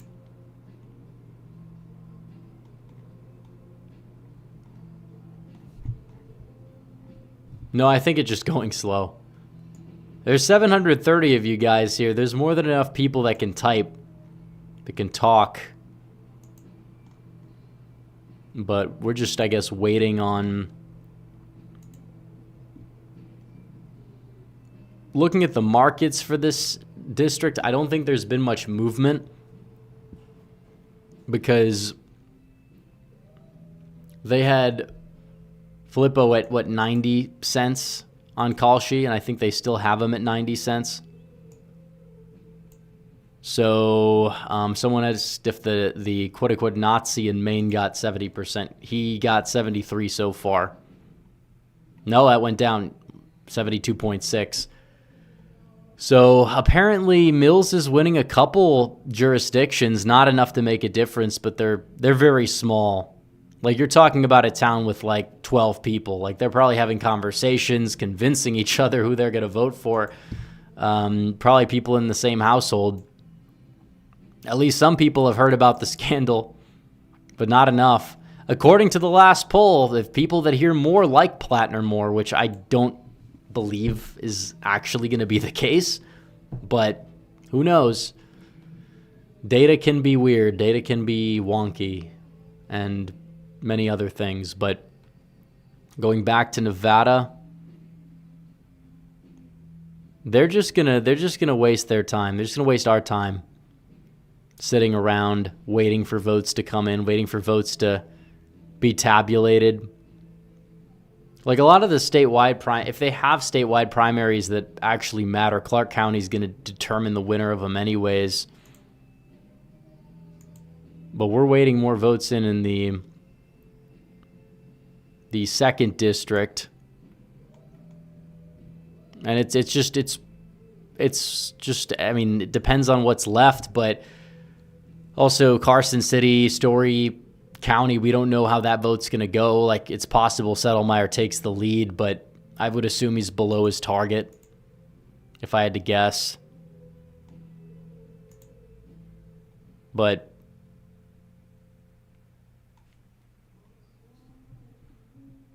who knows? Next week is Georgia. That's going to be a big one, the runoffs for governor and Senate. If I'm able to stream it, it should be pretty notable. Definitely one you don't want to miss. Does Hilton have a chance? I mean, probably not. Like, California is California. Yeah, the election system is one thing, but like, it does exist. Now, that's not the only reason why Hilton's not going to win. Just California is California. It's surprisingly not as Democrat as it was before, but it's still fairly Democrat, and that's just how California goes. Democrats, I hate to admit it, but Democrats exist. Believe it or not, there are states that genuinely have a lot of Democrats and naive people that vote a certain way. And then you have like the rabid leftist types who just genuinely hate everything and are just deranged people you can't really reason with. So, yeah, I mean, someone says they think Plattner is going to beat Collins. I'd like to hear the evidence for why Plattner is going to be the one to win, because he's not winning the fundraising battle. He's not winning the polls by enough, given how Collins always outruns them by like 10. He has a mountain of dirt, a mountain of scandals. The national environment is probably not going to be that much worse than 2020 when Collins won by 9. Like, I'm not sure. And it's honestly at a point where ranked choice voting might help Collins if people just hate Plattner that much. So I have no idea, but she's got all the money in the world to spend against him. She's going to probably get endorsements from several high-profile Democrats in the state. And it's not a good look for Plattner. Now, let's say she goes out there and loses, she loses. You know, it's nothing. Obviously, we'd want to have the seat, but if it's like 51 instead of 52, okay, it happens. I'm not going to say it's the end of the world. But, you know, at the end of the day, Collins is just such a good candidate on the surface, where Plattner is not the right fit to face Collins because of all the dirt he has. And it's like, it's inauthentic. You're running your equivalent of Mark Robinson, except you're going to pour money behind him and try to cleanse his past the way the Republicans wouldn't even bother doing for somebody like Robinson. And they're not going to force him out of the race when you have margins that operate the way that Plattner's margins operating now.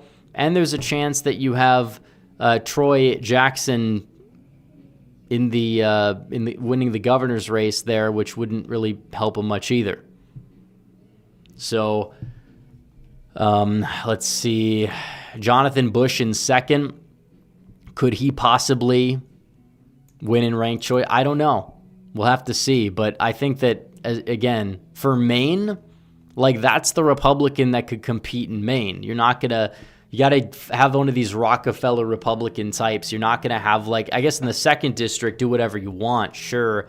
But it's not a very MAGA state where the voters count, but they still are open to Republicans. That's kind of where the Susan Collins usefulness comes in a place like Maine. She still votes with Trump a majority of the time, whether if it's on like procedural stuff or not. Like, you talk about confirming judges, she's rarely the one holding out for that. So, let's see. Israel spent $31 to defeat Massey's conservative in America First. Well, he voted against the big, beautiful bill. That's why he lost. You know, the only reason why these pro-Israel entities even bother to step in against Massey, which they've tried before and lost, Massey gave them the opportunity to. Trump wanted Massey out of there, and it's because he wouldn't vote for Trump, and now he's out there, you know, doing his thing in Costa Rica with supposed America first, America only Marjorie Taylor Greene. Like, we understand how this stuff operates. He's a part of the grifter class more so than an effective legislator. And people don't like hearing that because he happens to be the based guy in the room per them, because he, I don't know, doesn't like Israel and has the same position on foreign aid to Israel that Benjamin Netanyahu and like 70% of young Israelis under 30 have. Like, that's not why. It's plenty of different reasons. And I mean, his like legitimization of grifters and stuff like that is probably why the Israel lobby is spent so much on him. Like, they want to prove that they still have power. If anything, it's because they've lost power, not because they're like gaining power or they're all powerful. Thomas Massie happened to lose because of the voting record that he had. You know, the attack ads wouldn't have hit if he didn't allow for them to have. So, and AIPAC is not even Israel. AIPAC is Americans. It's a group of Americans for Israel. It is true that maybe you have some like dual citizens that are members or whatever. Either way, I'm not going to sit here and pretend to be the biggest fan of AIPAC, but they can do good things, and taking out Thomas Massie is not something Trump is going to turn down. Just like them probably funding Mike Rogers against Abdul El-Sayed, like that helps us. Like, who cares? Oh, the Republican is pro-Israel. Wow, shocker. Like, that's not how it's always been forever, except less so now than before, because we're starting to focus, even despite the recent Iran conflict, we're kind of moving our focus on foreign policy away from the Middle East, and we've been doing that ever since like the mid-2000s, but especially on the Republican side with Donald Trump in 2016. So what's the, yeah, here's the deal. You say minority among young people. True, but am I a minority among young people on the right when it comes down to this issue? No, the answer is far from it. Again, most people just don't care. You have a very loud, deranged anti-Israel sentiment that exists on the so-called right because it's propped up by a lot of bad faith actors that want to demoralize people into thinking, oh, both parties are the same and controlled by Israel, so you might as well vote Democrat. Like, that doesn't make sense at all, but like, that's a thing that people believe. No, young Democrats hate Israel 99%. That's why young people, it's like young people on the right, maybe it's like 40 to 45% of young people, they're split on Israel. Most people just don't care. But we've polled this issue among like Republicans under 30, and it was like the disapprove was under 30, but a lot of that was somewhat disapproved. So these aren't like Israel deranged people either. So again, I don't think that, like, you have people that view this as like an all or nothing thing, where they're just like, it's either Israel everything, and you have to oppose them.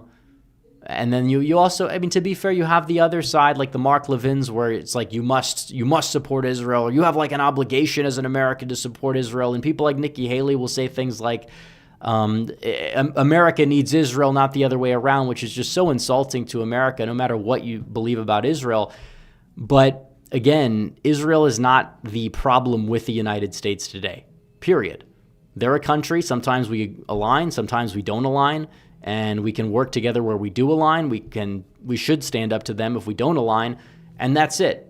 That's reality. This like schizophrenic, schizoid theory, everything Israel bad, they're to blame for everything that doesn't even make sense when you hold it up under scrutiny. Like, that's the issue that I have with a lot of the more quote-unquote retard right people that spend all their time just interviewing each other on podcasts that are watched by, tens of millions of Pakistanis, because that's pretty much who their audience is at this point, which is why they used to criticize Islam and, mass Muslim immigration. Now they'll never do that, despite it radically changing New York City and Metro Detroit and many other places, even Dallas, although I think that we have probably more of a problem with Indian migration than we do Islamic immigration, but both are an issue in Texas, and both are ramping up, or were ramping up until Trump took in power, and at least we're stopping the bleeding. So there's that. But it takes a while to to fully right the ship. So let's see. The issue again is the pet issue factor, because there are issues that are worth dying on. Like, you will have people that will vote for the weak on immigration, tough on opposing Israel guy over the alternative. And that's just ridiculous if you actually are right-wing in any capacity, especially given the fact that a lot of the anti-Israel sentiment we see is just repackaged leftism. It's basically this anti-white, anti-colonialist sentiment that they'll take, and instead of dedicating it towards America, they'll do it to the state of Israel. That's what they'll do. That's why they oppose it on the left. That's why the far left hates Israel. You want to align yourself with those people, go right ahead. I'm not saying you can't criticize Israel. I'm not saying you have to care about or support Israel, but the anti-Israel schizophrenia, that sort of thing, it's a disaster. It's a plague. Charlie Kirk was correct when he said that, and he had his criticisms of the uber Zionists as well. So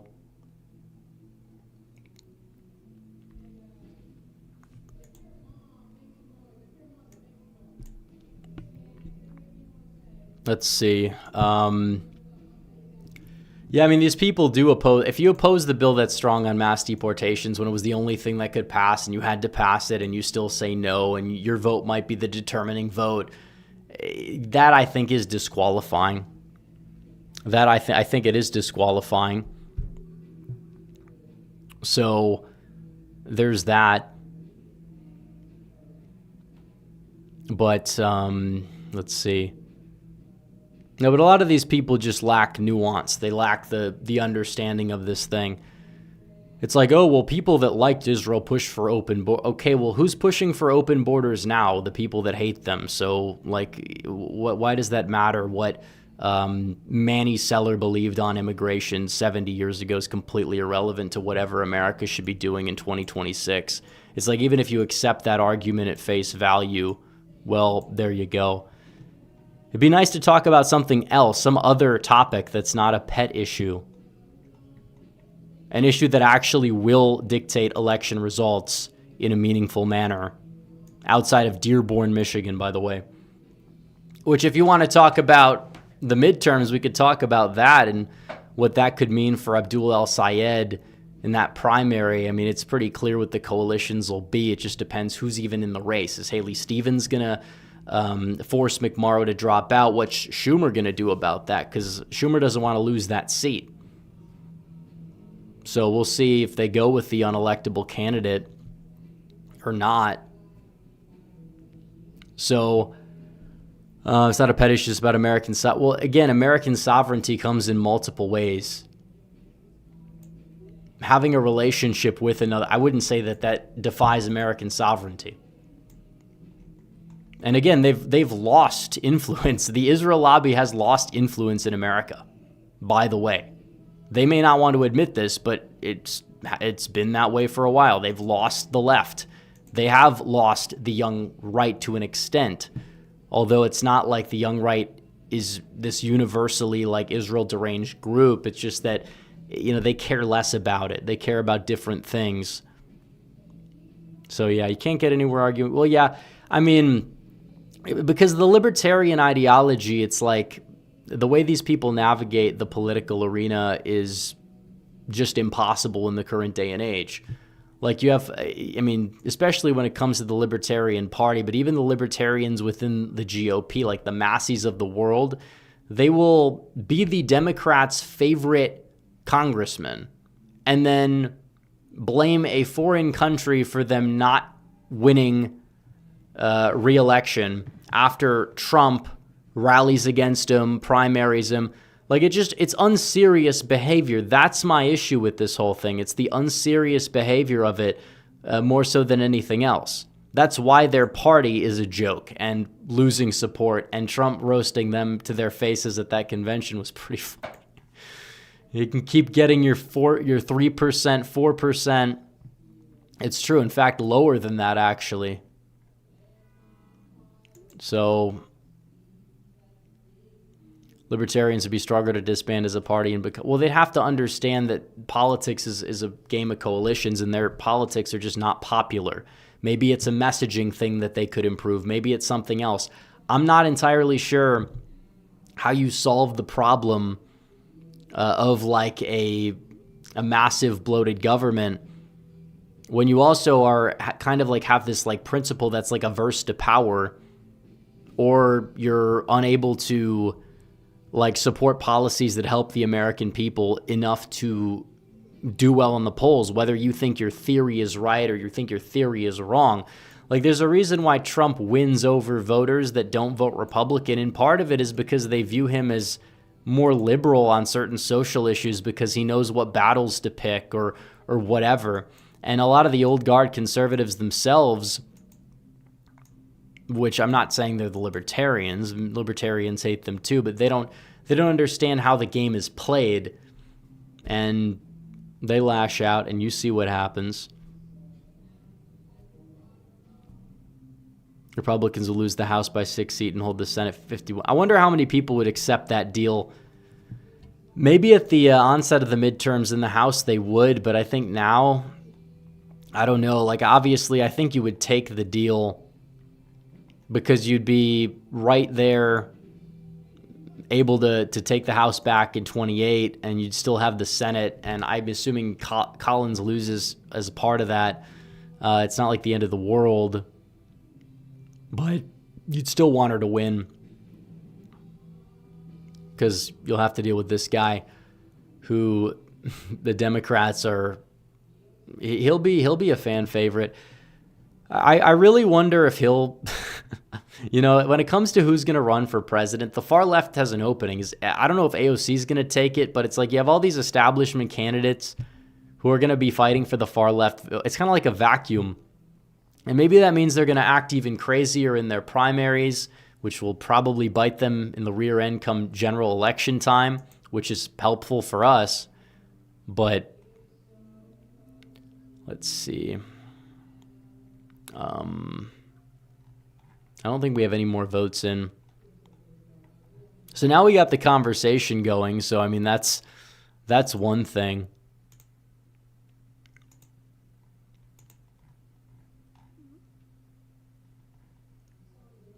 But I could check and see. What are the odds? And have the odds moved in Nevada? They're still 90-10. That's probably for the better there. Yeah, this whole fixation on the Epstein files thing. I mean, again, that's a psyop. It's just funny how people fall for it, because now they don't even really know the lore. They don't even know the facts, but they're going to be the first people to yell about Trump is trafficking children, despite there being no evidence of that. In fact, if they read the files, they would know Trump has been actually more exonerated than anything else with whatever dealing he did have with Jeffrey Epstein, that he never went to said island. He likely had not a lot of knowledge about the situation other than what he's like kicked him out of his club for, and then cooperated with, like, he's not operating like someone who's, whatever, but it doesn't matter because truth gets lost on people. It's a major hoax, and so many people on the so-called right, instead of defending Trump as they probably should have, and I'm not saying Trump handled the situation perfectly either, especially when it comes to telling voters to screw off.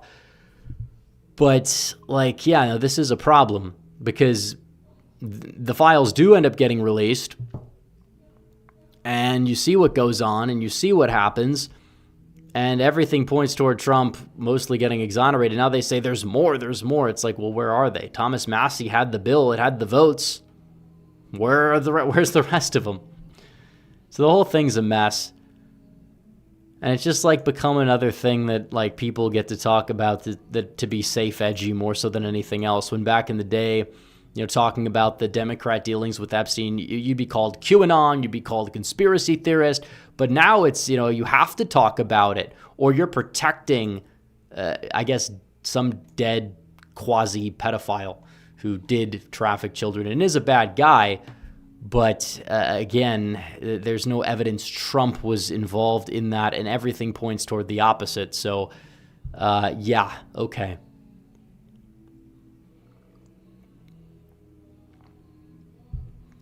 See, this is the problem when you have people in the chat saying, like, if you don't support like every element of libertarianism, you want authoritarianism. First of all, I want a government that works. You can make a case the government that works will be far smaller and more efficient than the government we have now. But also, how are you going to win when your policies tend to be very obscure, very niche, fairly unpopular nationwide? That's why the Libertarian Party could never get off the ground, despite it being, I'm not saying you can't have libertarian elements, the Second Amendment, all sorts of things. That's kind of a part of the GOP agenda, and maybe there's more things that can be. Trump is pardoned some people that were victims of government overreach, and that's why he won over some of the libertarian vote. And I think that was a smart thing to do because, you got to turn over every rock and stone and possibly, get something. But again, you have to save the country. And the American people are not the same people that we had 60 years ago when the government was smaller. You have more people coming in from the third world. You have more people on welfare. You have more people that simply don't care about this country and have had no allegiance to it and want to use the country for their own benefit. And again, reducing the size of government or reducing aid to some foreign country, even though I do oppose foreign aid in most cases, like, how exactly is that going to save the country when you have all these like policy proposals that are just deeply unpopular? Like, I don't get these people. I'm not going to try to get these people. But like, yeah, even when it comes to the national debt, Trump gets in there. He tries to cut spending. The Democrats throw a temper tantrum and basically try to end his presidency. He still ended up gutting USAID and several other things. But I mean, it was not perfect, and that we know. Should have done a lot more than what we did see. And even when it comes down to the economy, it's like some libertarians, some like very right-wing economic policies are good. I tend to believe lower regulation is a good thing. I tend to believe that, when it comes down to Main Street in particular, it's a problem with these regulations and taxes and whatever. But no, I mean, this is just different. How are you going to have mass deportations with libertarianism? How are you going to have, self-governing country that's not going to be taken over by people when you're not only just reducing like military spending, which I think you can cut a lot of military spending depending on what, but you have a lot of people pouring across a border that's non-existent. You think you're going to have the same country. Like, that's an issue. You want to say the point of libertarianism is to have a government so small none of those bad things happen. You kind of have to play the game you're in, because if you shrink that government size, are you going to, because you could talk about theory, you could talk about this form of libertarianism is different, and it's like, maybe it is, but how do you even go about enacting that form anyways, when so many elements of it are simply just, like I said, deeply unpopular? You're not going to have that overnight. You're better off just working towards reforming the party to a working system, period, if it's not fully within the political worldview it should be operating within.